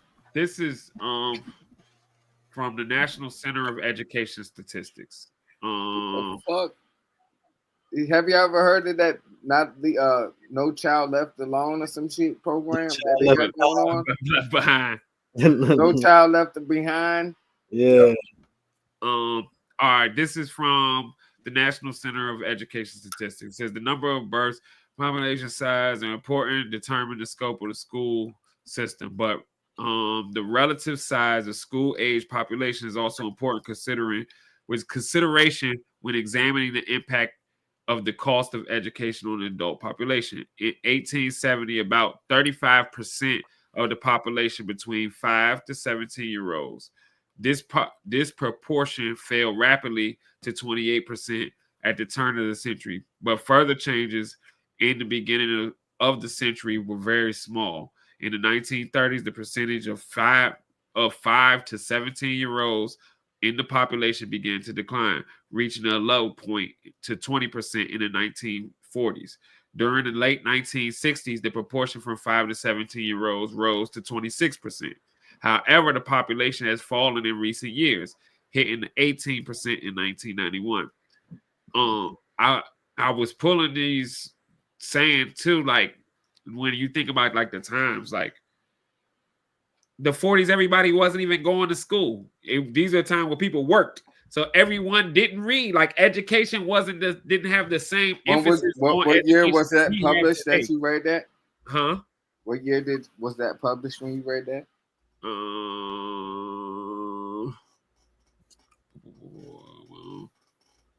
It said this article is 120 years of literacy. Oh well, maybe all right. Boom. I got a question for you. Right? How did Frederick Douglass learn how to read? I'm not saying. See, this is what I'm saying. It's not 100% of nothing. I said that from the jump. I'm just saying all I'm saying is some people learn in the home. That's when all. Was that? When was that? They say Frederick Douglass was taught by his fucking white parent. That's what the rumor is. You know what I'm saying? It was in the home, right? Yeah, they say Frederick Douglass was taught by his white. When was that? Parents. When was that article or book that I'm looking for? I'm looking. Hey, so Meg, I got a question for you. Since we kind of touch on education here, and you got education programs for helping children learn how to use weaponry in a responsible way. Help us understand your process for educating the children, and what type of materials do you have them reading? As of right now, the only children I really have been working with is my own. You know what I'm saying? So with them, my youngest son is 5. I got an 19-year-old daughter now. I didn't go as in depth with her as I would like to. I really, my plans is really to raise my little man into like the full, you know what I'm saying, like everything, because it's kind of coming at the same time. Like honestly, like when I started school, he been living with me the whole time. You know what I'm saying? So, like my plans of what I'm gonna do is for him. Now, I did start working with the firearms instructor at my job, because being that I'm taking my certification in March, but so I'm in the classes with him. So we just had our first class last Sunday, and basically with the gun thing, I try and start real slow and minute, because I being that I'm working the range now, I'd be shocked at how some people are just not knowledgeable about guns at all, like some of the basics. Like for example, we have a test that if at our range, if somebody wants to rent a gun, they have to be able to release the magazine and lock the slide to the rear. Now that's something that seems very simple, but if you are proficient with firearms, it's very simple to you. So I be having to remind myself that everybody is not as into it like I am. So I got to try and fill out where they at. Like this one thing I mentioned this up. I brought this up to my trainer, the head trainer, and I said that when I start my classes, I'm gonna do a little 1 through 5 thing where I'm gonna say, what's your comfortability with guns? With 1 being, I'm totally scared of them. I don't want to touch them. And I ain't gonna have every number. 1 is totally afraid. 3 is, I'm not scared. Well, yeah, I ain't scared, but I'm ready to learn. You know what I'm saying? I'm interested in learning. I'm ready to learn. And then 5 is like those who, I got it, son. I'm ready to just get right. I ain't scared of them. You know what I'm saying? I'm ready to I just want to learn how to shoot right. So, because what that can tell me is, even though it don't tell me your level of skill, it tells me your level of comfortability. And that's where I really got to start with. So like I said, like with a kid, like with my son, Yeah, he see him and all of that, but like I said, before I even let him shoot a gun, like especially with like a Glock, something simple like a Glock, I'm gonna show him how to break it down. You know what I'm saying? Like I want him to know the fundamentals about how the gun works before you even start working with a gun. So that's how I do it when it comes to guns, because you know, and then again, because the level of danger involved. You know what I'm saying? Like this is not nothing to play with. Like even if my son play with his little Nerf gun, I'm teaching the fundamentals already. Keep your finger off the trigger. Don't point that at nobody. You know what I'm saying? Don't point that at nobody or nothing. Nothing. Don't point at a TV. Don't point. I got a little target. I'm like, that's what you shoot at. You shoot at that. That's it. So it's like, you know, I feel it's big on you know, giving people the fundamentals so they can gain comfortability, you know, because a firearm don't hurt nobody, yo, just keeping it real. You know what I'm saying? That's why, like, you know, my tagline, I say be responsible. Like that's the main thing. Be responsible with this. Like, you know, and that's what I want to get, like when you were saying, like with the more teenage kids, like the teenage level, I feel like they need to have a broader understanding. You know, I just think it's like, because you know, you go from playing Grand Theft Auto to just picking one of these things up, bro. Like, nah, it ain't. It's way more serious than that. It's way more serious than that. So, like, that's really what I really try and do. Just try and start slow. Try and start real slow from the real basics. Because, like, the thing with me, I was totally green. You feel like in 2020, I really got into guns heavy in 2020 COVID time. So I was totally green. So like all my homies who knew way more than me, now all like, bro, you know more than all of us now. You know what I'm saying? Like, so I just try and keep that in mind. Like this shit is like, it's so serious that, you know, let's just start from the basics. It ain't even about shooting. It's about knowing what this thing is, knowing what it does. You are actually operating an explosion in your hand. This is an explosion in your hand. You feel what I'm saying? Yeah, straight facts, man. Yeah, trust and believe. I know it. My 30-year-old Elijah, I was able to take him to the range years back. He was 6 or 7 years old, and he was shocked at that at the muzzle flash. Right. Yeah. You know, so it was good for him to see that, to understand what this thing can do. Right. To pick one of these up and point it at something and pull that trigger. Yeah. You know? And I think it's important for children to learn that from father figures. You know, my first time really getting into guns consistently was ROTC in high school. Okay. You know, and then right after that, I jumped right into the U.S. military, and now I got a real gun. I got real bullets, and I gotta have a certain level of awareness with this thing, because it's not even really about the enemy sometimes taking your weapon when you're in the military. It might be your sergeant. And then when you see him again, your ass is grass, right? But muzzle safety, being able to lock the slide to the rear, being able to drop that magazine, being able to apply the acronym SPORTS, right? To deal with muzzle jams and things of that nature. All of this is important, because if you're in a real situation where you got to shoot and that thing jams, right? Not only do you need to be calm, but you need to know how to do. Yeah, you need to know what to do to get that weapon to work again. Yeah, or sit and duck. Exactly. You're right. Tell all my niggas like me, clean your motherfucking gun. Goddamn. Don't roll with the motherfucking felonies, because your ass going away for a ton. You know what I'm saying? You got a high point. This your first shit. Go on YouTube. They'll teach you how to do that. I ain't about to tell you a motherfucking thing. But listen, be safe. You know what I'm saying? When you fucking with them guns don't kill people. People kill people. Yeah. You know what I'm saying? Yeah. And that's the first thing that anybody need to learn about handling guns, to me, because the gun can sit there and that bitch can grow rust on it and never shoot again until a nigga come and restore it. You know what I'm saying? Mm-hmm. So idiots with guns kill people. Yeah. You know, like on some demon shit. But you know, I ain't talking about self-defense, you know, or I'm talking about a stupid motherfucker. Yeah. What's this? So these are different types of tank battalions and other types of infantry and field artillery battalions, and the type of weaponry that they have, the type of, as well as the type of ammo. And you can see the range of each of these rounds. Yeah. What the military has in its arsenal, some of it anyway.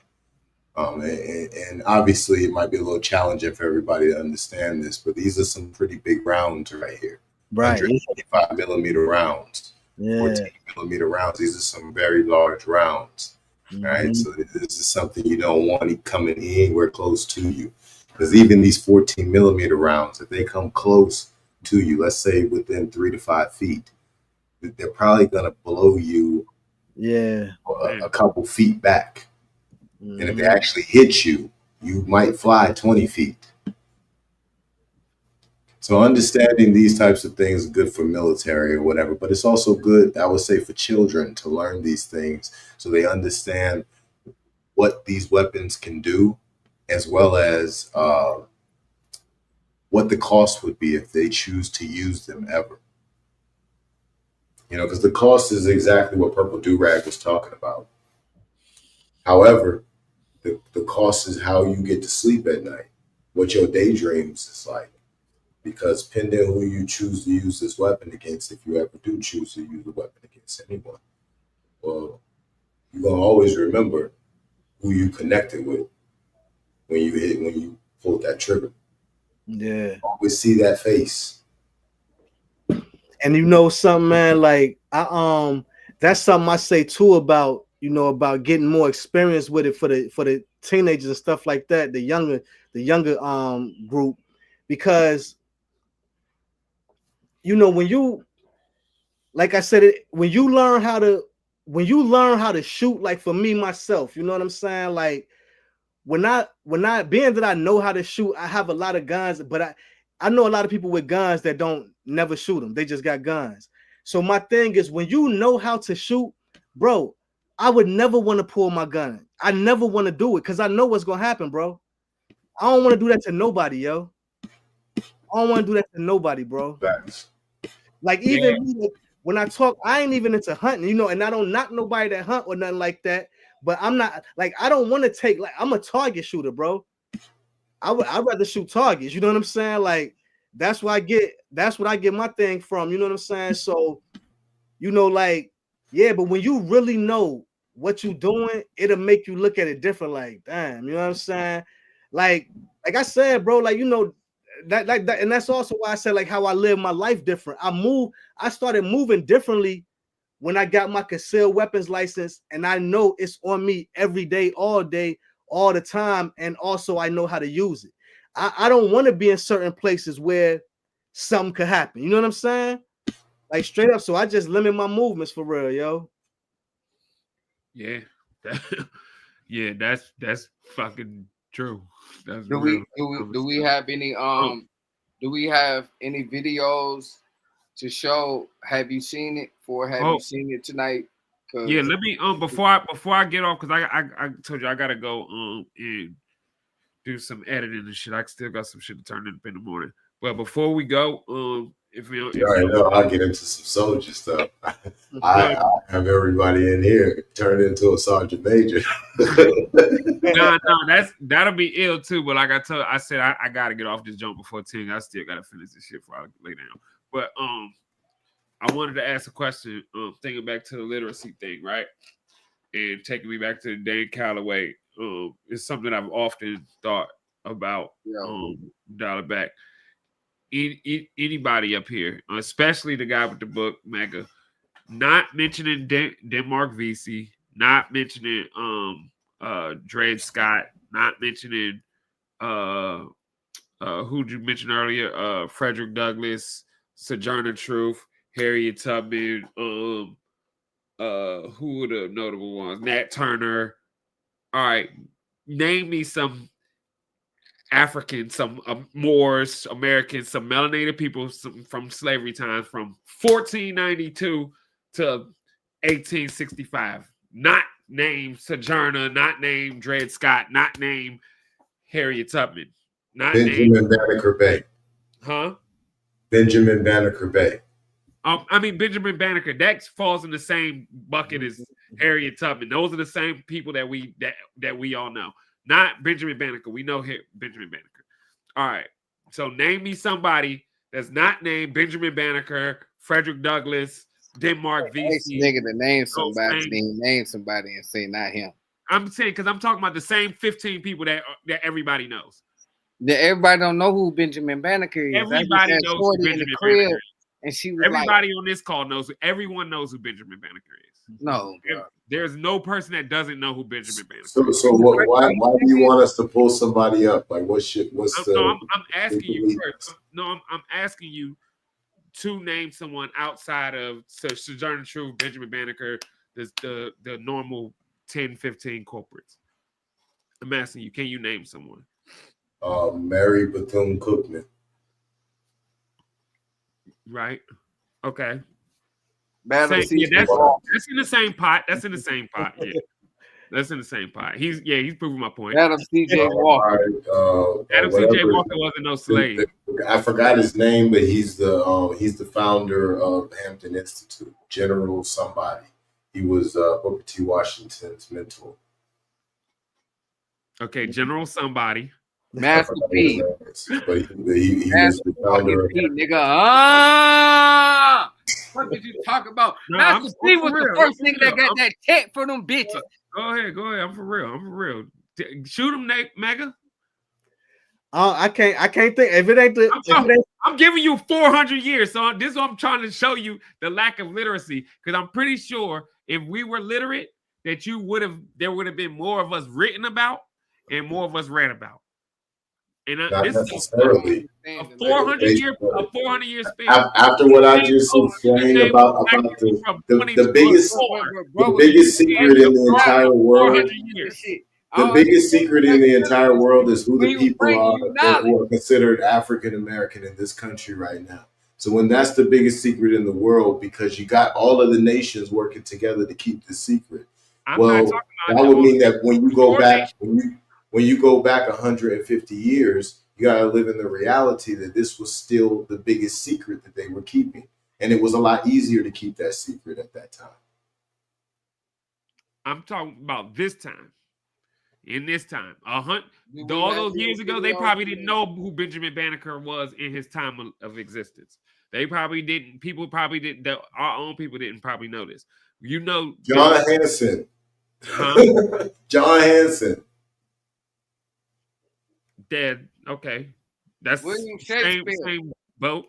Same boat. That's the first president. Yeah, we already know that. Other articles of Confederation. We already know that. That's what I'm saying. Them same 20 niggas I can fit in this Julius cup. Caesar. Huh? That's what I'm saying. You talking about them same people that go in the bowl. You know what I mean? I'm asking you rather to name this outside of those same people that are in the white boy book. What was the question again, bro? Huh? What was the question? Name someone melanated influential of the Not even influential. They don't even have to be influential. Okay. Hold up. I got one in my era. I ain't talking about your era. You weren't living it. I gave bring the cameras out. Inspired hundreds of niggas, thousands of you off subject. You off subject. Right now, we talking about today's time. You want to talk about? I said you could name more people in 2024 than you could in a 400-year time span. Huh? That makes sense. And I'm telling, and the only people you're gonna name, only people that any of you guys are naming is the same people the white boy wrote about. I'm not gonna name none of them people. I'm gonna name you because I know that you inspired to do better, and they could have did worse, and they did better. Hey, somebody mute him. I'm gonna name you. Fuck is you talking about? What'd you say? I'm gonna name Guy Wit Da Books because my brother was. What'd you say, Ferdinand? I said a lot of our people weren't written about. I'm gonna name Mega because you said we weren't written about, but we weren't writing. A lot of our people weren't written about at that time. What was happening is the people that we were working for, they were getting written about, like Thomas Edison. Like problem wrong with niggas, they looking for niggas that's either dead or too far away from the reach. They not looking like for Carnegie around them to help them get better. You heard me? I'm saying the white boy, he wrote about Joseph Sinkay. Man, fuck that white boy. I'm talking about the niggas. The white boy wrote about Nat Turner. The white boy wrote about Denmark VC. Everyone that you said that we named, the ones that we know, Dred Scott. The white boy wrote about Dred Scott. All the ones that we know, right? And I'm saying, if we were literate, if we were reading and writing, why don't we know about our people from a 400-year time gap? Only ones that you would name is the ones that worked for the white boy. All right, so I can easily explain this, right? When it comes down to answering that question, we're talking about how a group of people was white, and many of their ancestors were killed, and their bones were put up under cathedrals in places that we call catacombs. And then there's mass graves all over the place of our people. Well, when you kill the ancestors and you wipe the people, now you teach them anew. You focus on one subject in the beginning, and then you start expanding, right? Well, this is how you indoctrinate a people for generations. And then there's only a few who are going to be strong enough mentally to not fall in the curse. I mean to cut you off. You are an ancestor. You are knowledgeable. You said, I mean, yeah, you understand what I'm talking about? That ain't the question. Fuck, they're not going to resonate with no nigga that died 130 years ago, bro. 60 years ago, 50 years ago. They going to resonate with a nigga that's alive right now. That's why Martin was important. That's why Malcolm was important. That wrote a map 200 years ago. Fred Hampton was important. That's why Huey was important. Because they was in the now. We don't have nobody in the now. You not listening to yourself. Nigga. We don't have nobody in there now to talk about what's going on. Bro, everybody reaching so far in the past. Let's talk about now. Where the nigga that can talk about now? You was just throwing a Super Bowl party for a 200-year-old map. What are you talking about? I am talking about resonating with the people. All right. Turn this microphone off. People then, when motherfucking Huey was around and fucking Fred, they was resonate with the people then. This is what I'm saying. It's nobody to resonate with the people now. That's what I'm saying. The people not listening right now. That's why we just so deep in the past trying to pull them niggas up out the grave. Them niggas is dead. Nobody's doing that. What are you talking about? We are on that. Yes, we are. You not listening to what y'all talking about. I've been sitting right here like this. Listen. Hey, Purple Durag, I've been giving away the information for 7 straight years in multiple different ways. Writing long-ass essays on Facebook that are damn near MLA or APA. Proving my point. Niggas ain't literate. Niggas can't read that shit. Yeah, but I'm also saying that I'm giving it away in so many different formats. So it's podcasts, there's recorded videos. You recorded one of them in my office some years back of the corporate structure setup, right? So this information is being got out to the people, but the people don't want the information. Or if they get it, they want it from somebody who they can damn near verify that their bank account says at least $1 million. Or they're wearing a nice suit, got a shave. You know, the people don't want to get the information. They don't want to do what's necessary to properly ingest the information. They don't want the information. I don't believe that's true. Mega brought up Dane Calloway. And I'm just saying, there's no leader right now. Nobody looks at Dane Calloway as no money maker. Nobody looks at Dane Calloway. Don't look like nobody you want to be. He's not. But his information is thorough. So people tune in. And don't nobody care about what car Dane Calloway.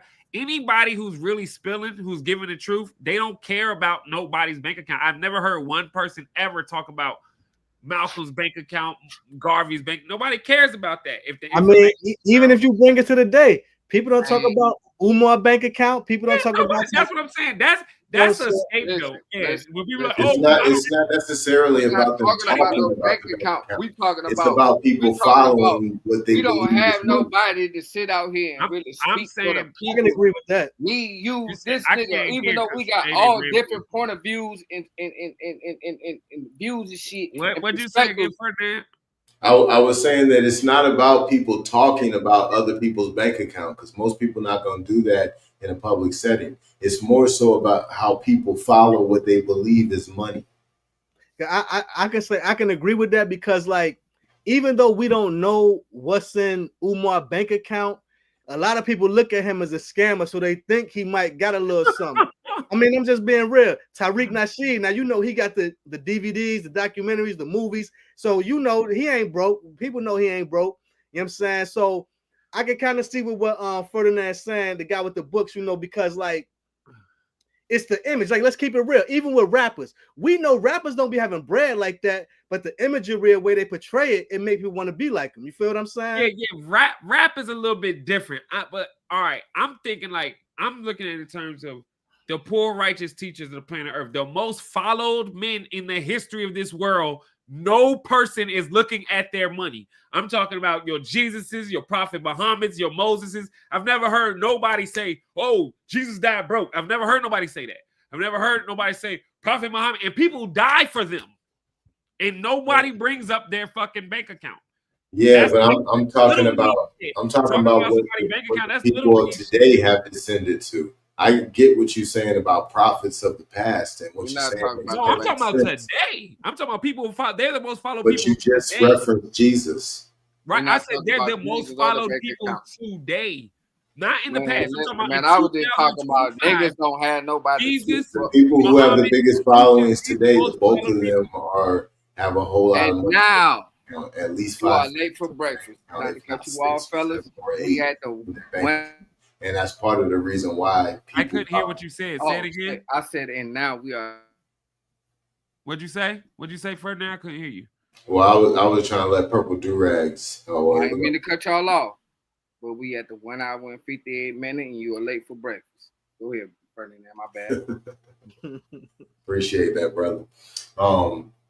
Yeah, man, it's a thing where people follow the money. They follow what they believe the money is in today's world. That's the bulk of people. It's not everybody, but it is a large majority of the people. And we've seen this over and over again, where there might be a super dope movie that might not have the A-list actors in it, right? It might not have 200 million behind the budget. But in that movie will do fairly decent, right? But a similar movie, right? A similar movie with A-list actors, and you put a little more money behind it and a little more pizzazz. Now those actors, they're the leaders of the world. Yeah, that's marketing. You talking about getting the word out. I'm saying today in 2025, right? Like next month is the month of Ramadan. There are more people that are going to fall in line in the month of Ramadan on the planet Earth than any fucking rapper, than any basketball player, than any fucking Donald Trump, any nigga that voted. There'll be more people that'll be playing the Tadawiyah prayer on the night of power. When the lunar moon comes out, there will be more people around the globe praying Tadawiyah than there will be that voted. There will be watching any television show. And they ain't nobody. That's what I'm saying. The masses ain't following the money. That's elementary right there, because the masses is following the proof. The masses is following their heart. The masses is following their elders, their ancestors. That's what the masses. Not if they're living in a Can I talk? Hey, can I please say bills to pay? So yes, they do have a spiritual connection to whoever they believe God is, which is important. But we got to look at the reality of what life is like, where there's been a massive amount of debt incurred in that country or in that state. Now those people are working endlessly to pay bills, similar to what we see right here in America, right? So when you have those types of challenges on a daily basis and on a monthly basis, on a yearly basis, now you're talking about a bunch of people who may have been highly spiritual before this government came in and switched things up, but they start to slowly move towards the money. It's happened all over the world, bro, and it's happened here long time ago. It's just really bad now. Yeah, I'm telling you, for you, I can understand. It might be that way, but like I'm saying, in a month's time, when the lunar moon comes, when that shows, when Ramadan comes, there will be masjids all over this globe. There will be parks all over this globe where people are gonna stop and drop in all of this shit, and they're gonna go and make tarawih. They're gonna go pray. They're gonna follow the rules. They're gonna they're gonna fall in line with the obligatory commitments to the month of Ramadan, and it don't have shit to do with money. And it's gonna be more than any album sold. It's gonna be more than any fucking vote, any TV show watched, any car being bought, and it ain't got nothing to do with money. What are we talking about here? We talking about Ramadan and all this other shit. Like what I was talking about, you cut me off, and shut me down to talk about all this other shit. You was talking about some old people. I wasn't talking about the old people. I was speaking on what niggas was talking about. Now you talking about Ramadan. Hey, this concludes Purple Do Rag at the 2-hour mark. Wait, Chips Brandon. Is this your closing remarks, homie? Yeah, this is my closing. He took himself off the screen. He said he was out. Yeah, but yeah, you were saying. You going to let Mega say his closing remarks, and then you last? Oh yeah, I gotta get to work, but yeah, I was just conclude on that when you was talking about you giving the information for the past 7 years, but most people don't want to receive the information because they're thinking about money. And I was just saying those people that are thinking about money are thinking about money. So you ain't gonna get through to those people. But the groups of people that are looking for some truth and trying to find their message and trying to find their way, they not thinking about the money. They thinking about what they thinking about. If you are reaching out to the people that are thinking about the money, yeah, of course they're gonna be thinking about the money. They don't want to hear that shit because you ain't talking about no money. You might be on target. Talking about, do they have bills? Everyone has bills that I know of. That means that they getting the money every month so they can pay their bills. They might be doing what you were explaining in Ramadan. I'm not disagreeing with you at all. But Ramadan is for a short period of time. The whole year requires a roof over your head. Well, yeah, I was using Ramadan as an example that people are following in line. I was saying the people that are followed, most people want to follow somebody's bank account. I'm like, that ain't the most people. That's the minority. That was a real good analogy. Like you said, Jesus been gone for years. Muhammad been gone for years. They got the most followers. I give you that. I can see that. They still following. And like when you go to the your holy day on Friday, is the people that go to your temple number 54. Temple number 54. If you got 50 people in there on Friday, 20 people, 10 people on Friday, how many of those people are in there for the money? Are they in there to get some money? Or are they following the message for the money? You'd have to ask them. No, I'm just saying from you just throw up a number. Just random. Would you think do you think they're there for the money, or do you think they're there for the message for the lesson for their message? I think you'd have to ask them. No, I'm asking you. You could ask me what I'm there for, but you'd have to ask them what they're there for. He asking you what you think they there for. Yeah, because just like you said, the people won't want to follow your message because they're looking for a bank account. That's what you said. And I can't ask all the people that you're saying that not following your message. So I'm asking you. When we go to the world of the Moors of today, there's a lot of sensitivity in that space when somebody speaks for them directly, like what they are thinking. No, I'm asking what you're thinking. What you think? I can speak to what I've observed in behavior, but when we talk about what someone is there for, and in that community of people, you would need to ask them directly. That's not a question that's fair for me to answer. knowing how they react to things like No, I was asking because I you were show saying respect. majority of people following the money, and I'm like, only people I know that follow money is prostitutes. only people I know that follow money are fucking whores. You want me to read you the definition of prostitute? Because it'll blow your mind when you know the real definition of it. Okay. The guy with the books. Mm-hmm.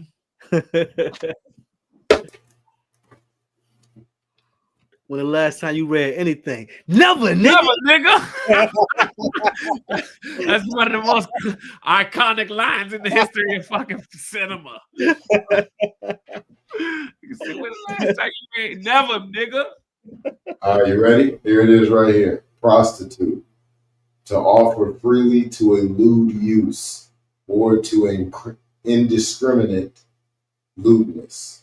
Set first definition. Second definition. To give up to any vile or infamous purpose, to devote to anything base, to sell to wickedness, as to prostitute talent, to the propagation of infidel principles, to prostitute the press, to the publication of blasphemy. Third definition, to offer or expose upon vile terms or to unworthy persons. Yeah, you made my point. Those are the people that follow the fucking money. It's prostitutes. What dictionary? What dictionary is that, bro? Is that Black's Law? Okay. Yeah. You confirmed my point. That shit was deep when it said prostituting talent, like selling your soul type. Yo, that's crazy how they broke it down. That's what that was actually helpful. That was great. When you said it's gonna blow my mind. Nah, it confirmed everything. Like we were saying the other night, like that. They say in Corinthians 3:3, the scripture isn't written on a tablet. It's not written with ink. It's written on your fucking heart. You know what I'm saying? I don't need to read no book to know what a fucking prostitute is. And that's what I was telling you. That's who follows the money is a fucking prostitute. And you just so let me touch that, right? So I agree with you, but I also look at the divine paradox of that. Right? So this is the other side of the polarity. It's important to know the definitions of these words because we got to keep in mind that we're using words that we didn't create. We may have created the root of these words, and they may have traveled through a bunch of our tribes and our ancient ancestors before it got to the Europeans and then got to us. But it's still words we didn't create. So these words that are created by someone else, they're talismans that we're utilizing. We got to know the real root and the real meaning to these words, or else what happens is we create a false reality using words we didn't create. Now we got a real problem at the mental and spiritual levels that we're not able to really explain when we're having certain issues with our behavior. And it's just like, nah, I could do it. I could do what needs to be done. And then you just keep doing this thing that's just weird and it's robotic. And where does it come from? Well, it comes from suggestion. It comes from utilizing words, listening to words, seeing symbols and sensing symbols and hearing symbols that translate based on what the real definition is, based on what the real origin is. I got you. So in that, to your argument, why would you say the people don't want to hear the truth because they want to follow money if you believe these words that you just spoke? All right, I'll go ahead and break it down. People aren't listening. In the Quran of Mecca, chapter 2, I believe is verse 8, it speaks about the spiritual consequence of living in wickedness, right? Well, you can't hear and you can't see. It says it right in the Quran. What surah is that? Chapter 2, verse 8, I believe it is 8 or 9. No, the surah. You know the surah's name? Well, before we get into that, let me answer this question that you asked. Right? Why can't the people hear? Why can't they see? Why won't they gravitate to what is the truth? Well, it's because they've been programmed to run from it. When you tell a group of people for so long, so many decades, that a certain amount of information is occult, esoteric, and it's wickedness, it's witchcraft. Well, if they get shunned in their community because they dive into it, or if they get thrown into a mental institution because they decide to try some of it, well, it's going to start to help to create this negative reinforcement for all the other people. They're going to follow in line. Monkey see, monkey do. Well, if you want to lock that behavior in, then you start getting a real good control on the media that's coming out. That's coming into their ears, into their eyes. Then you make sure you poison their food and you put it right on the nutrition facts label in the ingredients list so they know what they're getting, and they still ingest it anyway because they're hooked on sugar and salt and enriched flour, not understanding that these are drugs that they are ingesting and they're becoming addicted to. And then on top of that, you put them in a position where technology goes to a whole nother level. So now the bulk of people are sitting all day long. They're not moving about carrying wood and going back and forth and doing all this. No, they're sitting in front of a computer and typing. They're sitting in front of a phone and they're answering it. So now they're doing this thing called a sedentary lifestyle. While they do it inside of a building where they get no sunlight, then they go home and they can't sleep worth crap because they got a bunch of lights on called iPads and iPhones and computers and lights and night lights. And they got smell goods that are extremely toxic. Now, when you take all of these pieces and put them together, you create a situation of a group of people who will be so out of control that you can easily control them. And they won't be able to hear truth because their lifestyle is so far from balance that they don't even realize it. They think that when they get the emotional feeling in church on Sunday, when the choir is going in, right? They getting uplifted. They thinking that they ascended, and they're not really realizing how low that they've actually come to, because right after that service, they go and eat hot dogs and hamburgers and French fries that's boiled in canola oil. All of these things are heavily toxic. But it also goes against the doctrine that they are supposed to be honoring, which talks about a father and a mother that they're supposed to be honoring for that day's meal. So when we think about all of this and put it together, the spiritual price for living this way is death, the iron price. Now, that death is going to come in different types of ways for different people. For some of them, it's financial death. For others, it's spiritual death. For others, it's actual death. For some of them, it's death of relationships. It's death in so many different ways. For some of them, it's fast death. For most of them, it's slow death, while somebody's harvesting their energy at the same time. And they're making sure that the programming keeps them in a position where Ferdinand walks up to them and says, "Hey, man, Venus is in Aries today." What? Yeah, man. Yeah, man, I gotta go, man. I gotta go and take care of this over here, man. It's good seeing you, though, man. Well, why are you walking away? Because I said Venus is in Aries. Because you've been programmed to operate that way, to run from the truth. All right, that's cool, but maybe that's not your target audience either. Just same way, like you don't listen to hip hop, right? So when fucking Lil Baby just dropped a new album, shit don't matter to you. It ain't because he's not making his music for you either. You're not his target audience. So maybe the people that your message is not going to, just it's no difference than Jesus in the Bible when they was told to go to the lost sheep. You know what I'm saying? I'm not really talking about my personal message. I'm more so talking about the collective. But you were using you as an example. I'm saying absolutely. you because that's the example. I'm talking about the collective of people who are teaching the truth. The vast majority of the population are not gravitating to these speakers, and it goes.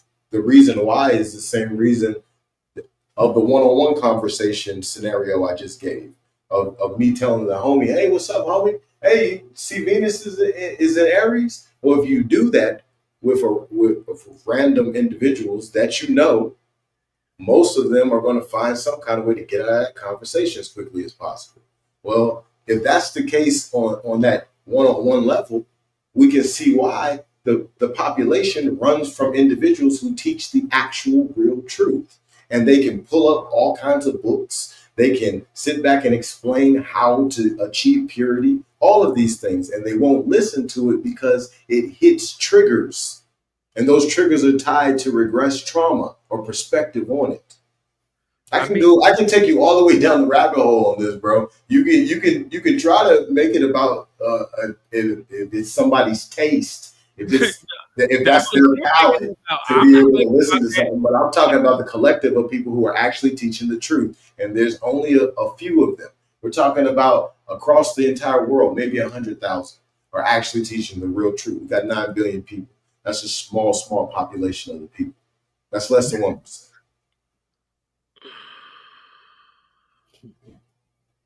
All I'm doing is giving it to you based upon the full scale picture of what's going on. I address everything that really matters. So we're talking about media ingestion, food ingestion, how people are living. This is what determines what you go after in your life. What you become within is what you're going to existentially focus on.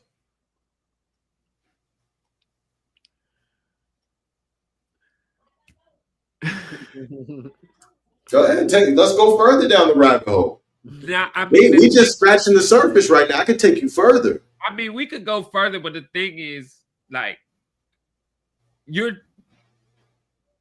thing is being right. My thing is not being right. My thing is not being right. My thing is actually having the truth. When you make definite, the real truth. When you make definite comments, when you speak in definites. So, like, for you to say, "Hey, out of these billion people on the planet, it's only a couple," or you speaking in definites. So that's literally like the definition of being right. Like, one of the things that I noticed about you is that you like to focus on what you think I'm wrong about. I never said you were wrong. Right, you see, this is what I'm saying. You want to be right, so you talk about me saying you're wrong. I never said you were wrong. I never one time said you were wrong. I never one time said you were wrong. I never once said you were wrong, but you want to be right. So that's why you like talk about me saying you wrong. I never said you were wrong. About it. Why don't you do this? Why don't you address this comment right here? Yeah, she made a good point. He's speaking on a deeper level. I mean, really, it's really what he's saying and what you're saying about what he's saying. I see in this comment.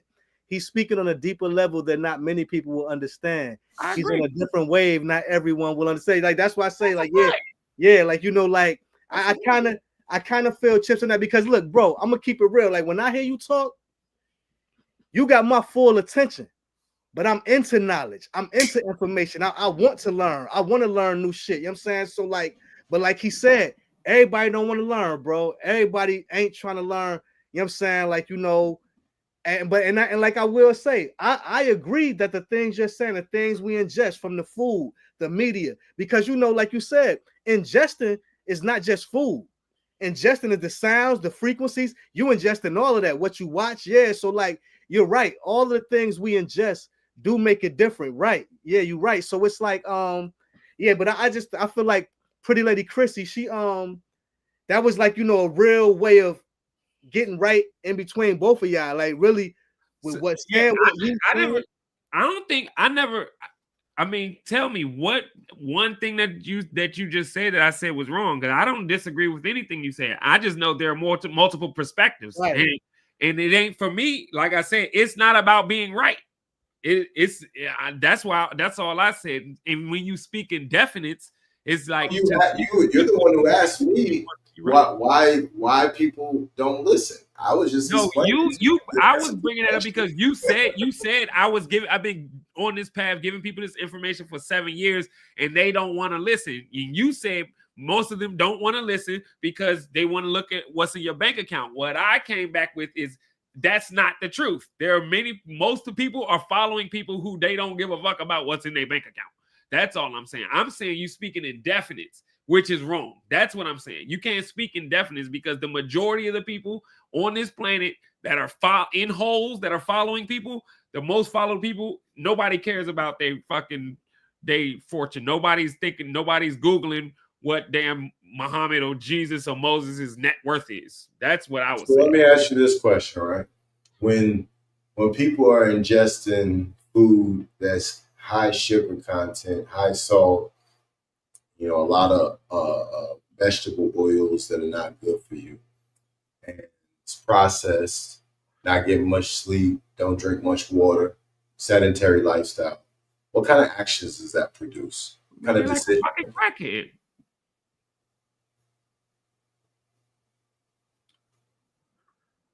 Yeah.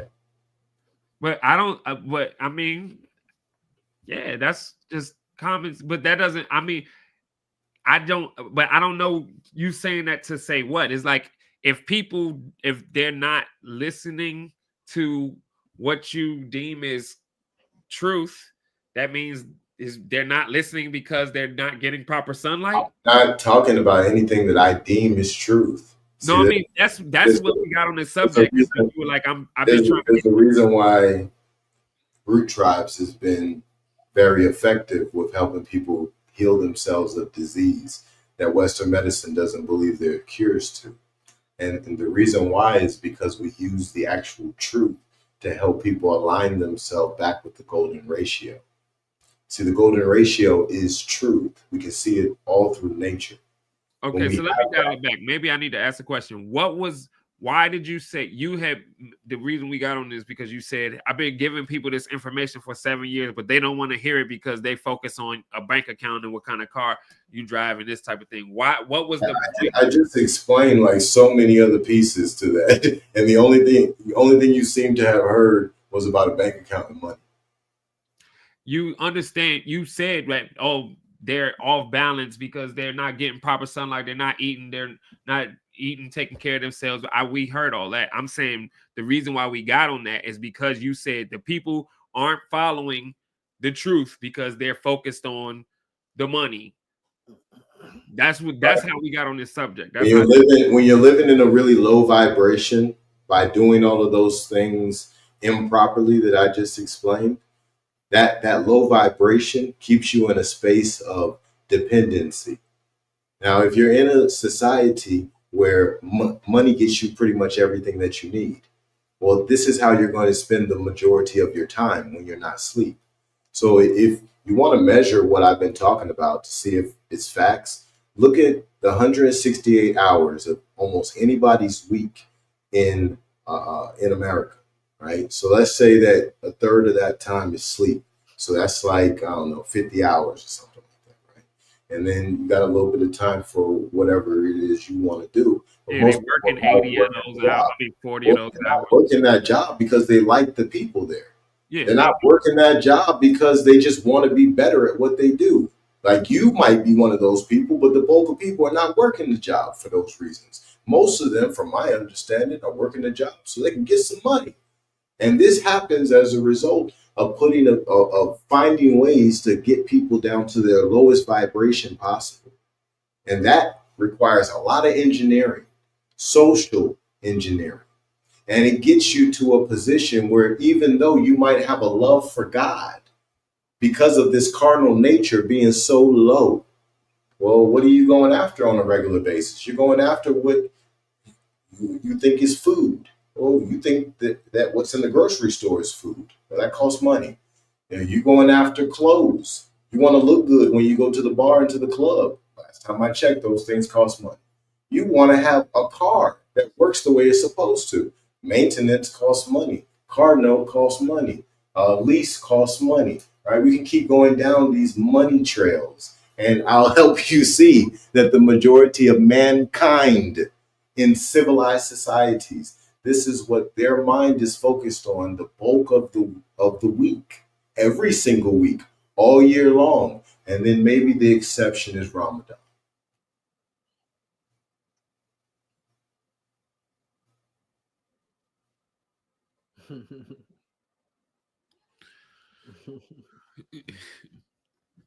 Good conversations, man.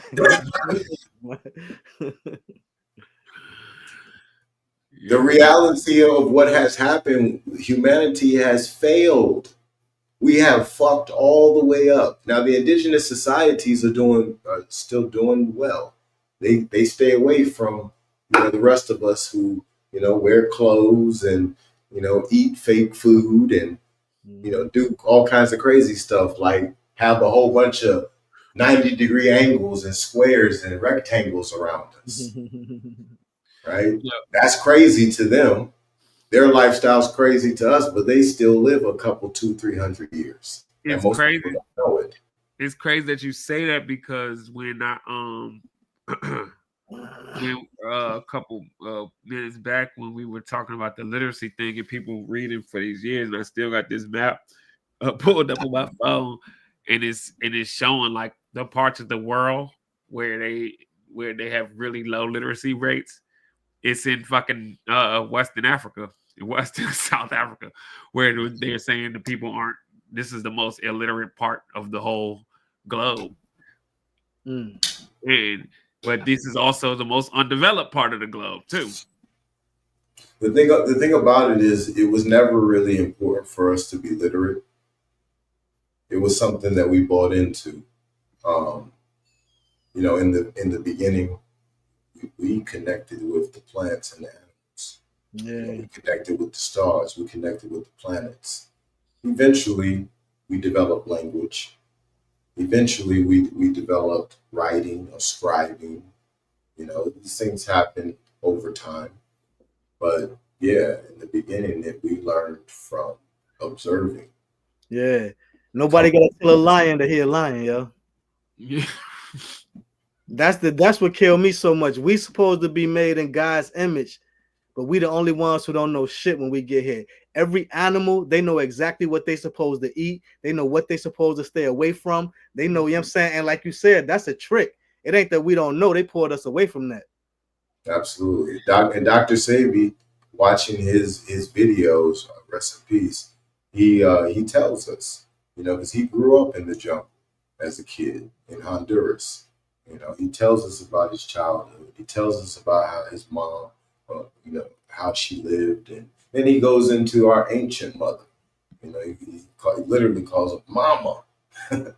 Mama lived in the forest. Mama was naked, right? And then he would follow that up with Mama had the highest level of integrity. And for a long time, I really thought about that. I was like, what does he mean? Highest level of integrity. And the highest level of integrity will be to expose yourself fully to the sun all day long. That would be one of the highest levels of integrity. And then what are we doing? We're honoring thy mother and thy father for thy days to be long. Damn, how'd you come up with that one? I think a lot of people, and when I say a lot of people, I'm talking about pastors and clergy. I think they misinterpret that covenant. No, I'm talking about integrity. I get the honor that mother and father. I'm talking about the integrity part. All right, so let's take it to plants and dogs just for a second, right? Any animals, zebras, giraffes, none of them are wearing clothes. They get in the sunlight all day long, right? The plant, if you put a washcloth on it, just for 2 or 3 days, it might not die, but it's going to wither a whole bunch. Well, the human body is made just like a plant, right? And when you put barriers to the sun on it, now the lifespan is cut short. Now we've got laws that put us in a position to not have indecent exposures and all this other kind of stuff. But at one time, no, we weren't wearing any clothes, or we was wearing very little. And that's right up until colonization in this land, especially that book that I was just reading. Yeah. So the integrity part, I'm sorry, Megan, but just to answer your question, Chip, the integrity part, the highest level of integrity would be to live in and consume of the environment that I would say is of our descent nature. So for us, that would be the forest, and that would be the rainforest. All right, so are we having the same definition of integrity? Because I thought having integrity is being honest, is being true. Yes, that's what I'm explaining right now. Exposing yourself, exposing your full self, that's being honest, like okay. And consuming of the descent nature environment you're supposed to be in. So consuming from that forest, being surrounded by that forest, breathing in the oxygen that comes from the trees of that forest, and the carbon dioxide we breathe out, we give it to them as a blessing. That is full integrity, being in that type of environment and being ass naked in that environment. This is how our foremothers. We do hide behind clothes. I mean, let's be honest. We all know. I mean, and like I know how you watch Chips about the man-woman thing. So I say for both sides, man, we can put on a certain outfit and we feeling like, we're covered. So we're presenting ourselves the way we want to be seen. A woman can put on tighter jeans that'll make her body look different. Tighter clothes that'll make her, a waist trainer or something, make her body. So I'm not showing you my true self. I ain't got that level of integrity. I'm gonna show you what I want you to see to get your attention. It reminded me of that children's book. What was it called? Like The Emperor's New Clothes. Mm-hmm. When he was naked and marching around town, and because he thought he was fly type of thing. Like, I totally get it now. Yeah. When you say the highest form of integrity, that's real. That's how we ultimately honor thy mother and thy father, because that verse isn't about honoring, Miss Jackson or honoring, Mrs. Maker. It's not that. And we should be honoring our mothers. Make no mistake about it. I don't want to get anybody confused on the podcast. But we're supposed to be honoring our ancient foremothers and our ancient forefathers. And how we honor them is simply by living as close to the way they lived as possible. And then we live longer as a result. I can dig that. I'm here for that. That was real. But yeah, I ain't gonna lie though. I gotta sign out because I really do gotta finish this damn work, and my eyelids are starting to get heavy. Y'all be blessed. Mega be blessed. No doubt, bro. For real. Yeah. Oh, before I go too, people, we gotta tap into how fucking thinking about the Trump shit from earlier. We gotta tap into how government actually works, because what I've learned in these past couple days is that I've learned this from seeing all these posts about Trump and all these people. Motherfuckers don't understand how government works at all. And when we talk about reading and being literate, there you go. Because I really realized that from seeing all of these posts in the last couple of days is people really don't even know how the judicial system even works. And that's something that we gotta be on. But yeah, y'all hold it down. Peace never divided. I'll see y'all brothers later. All right. Thursday, yeah. Peace.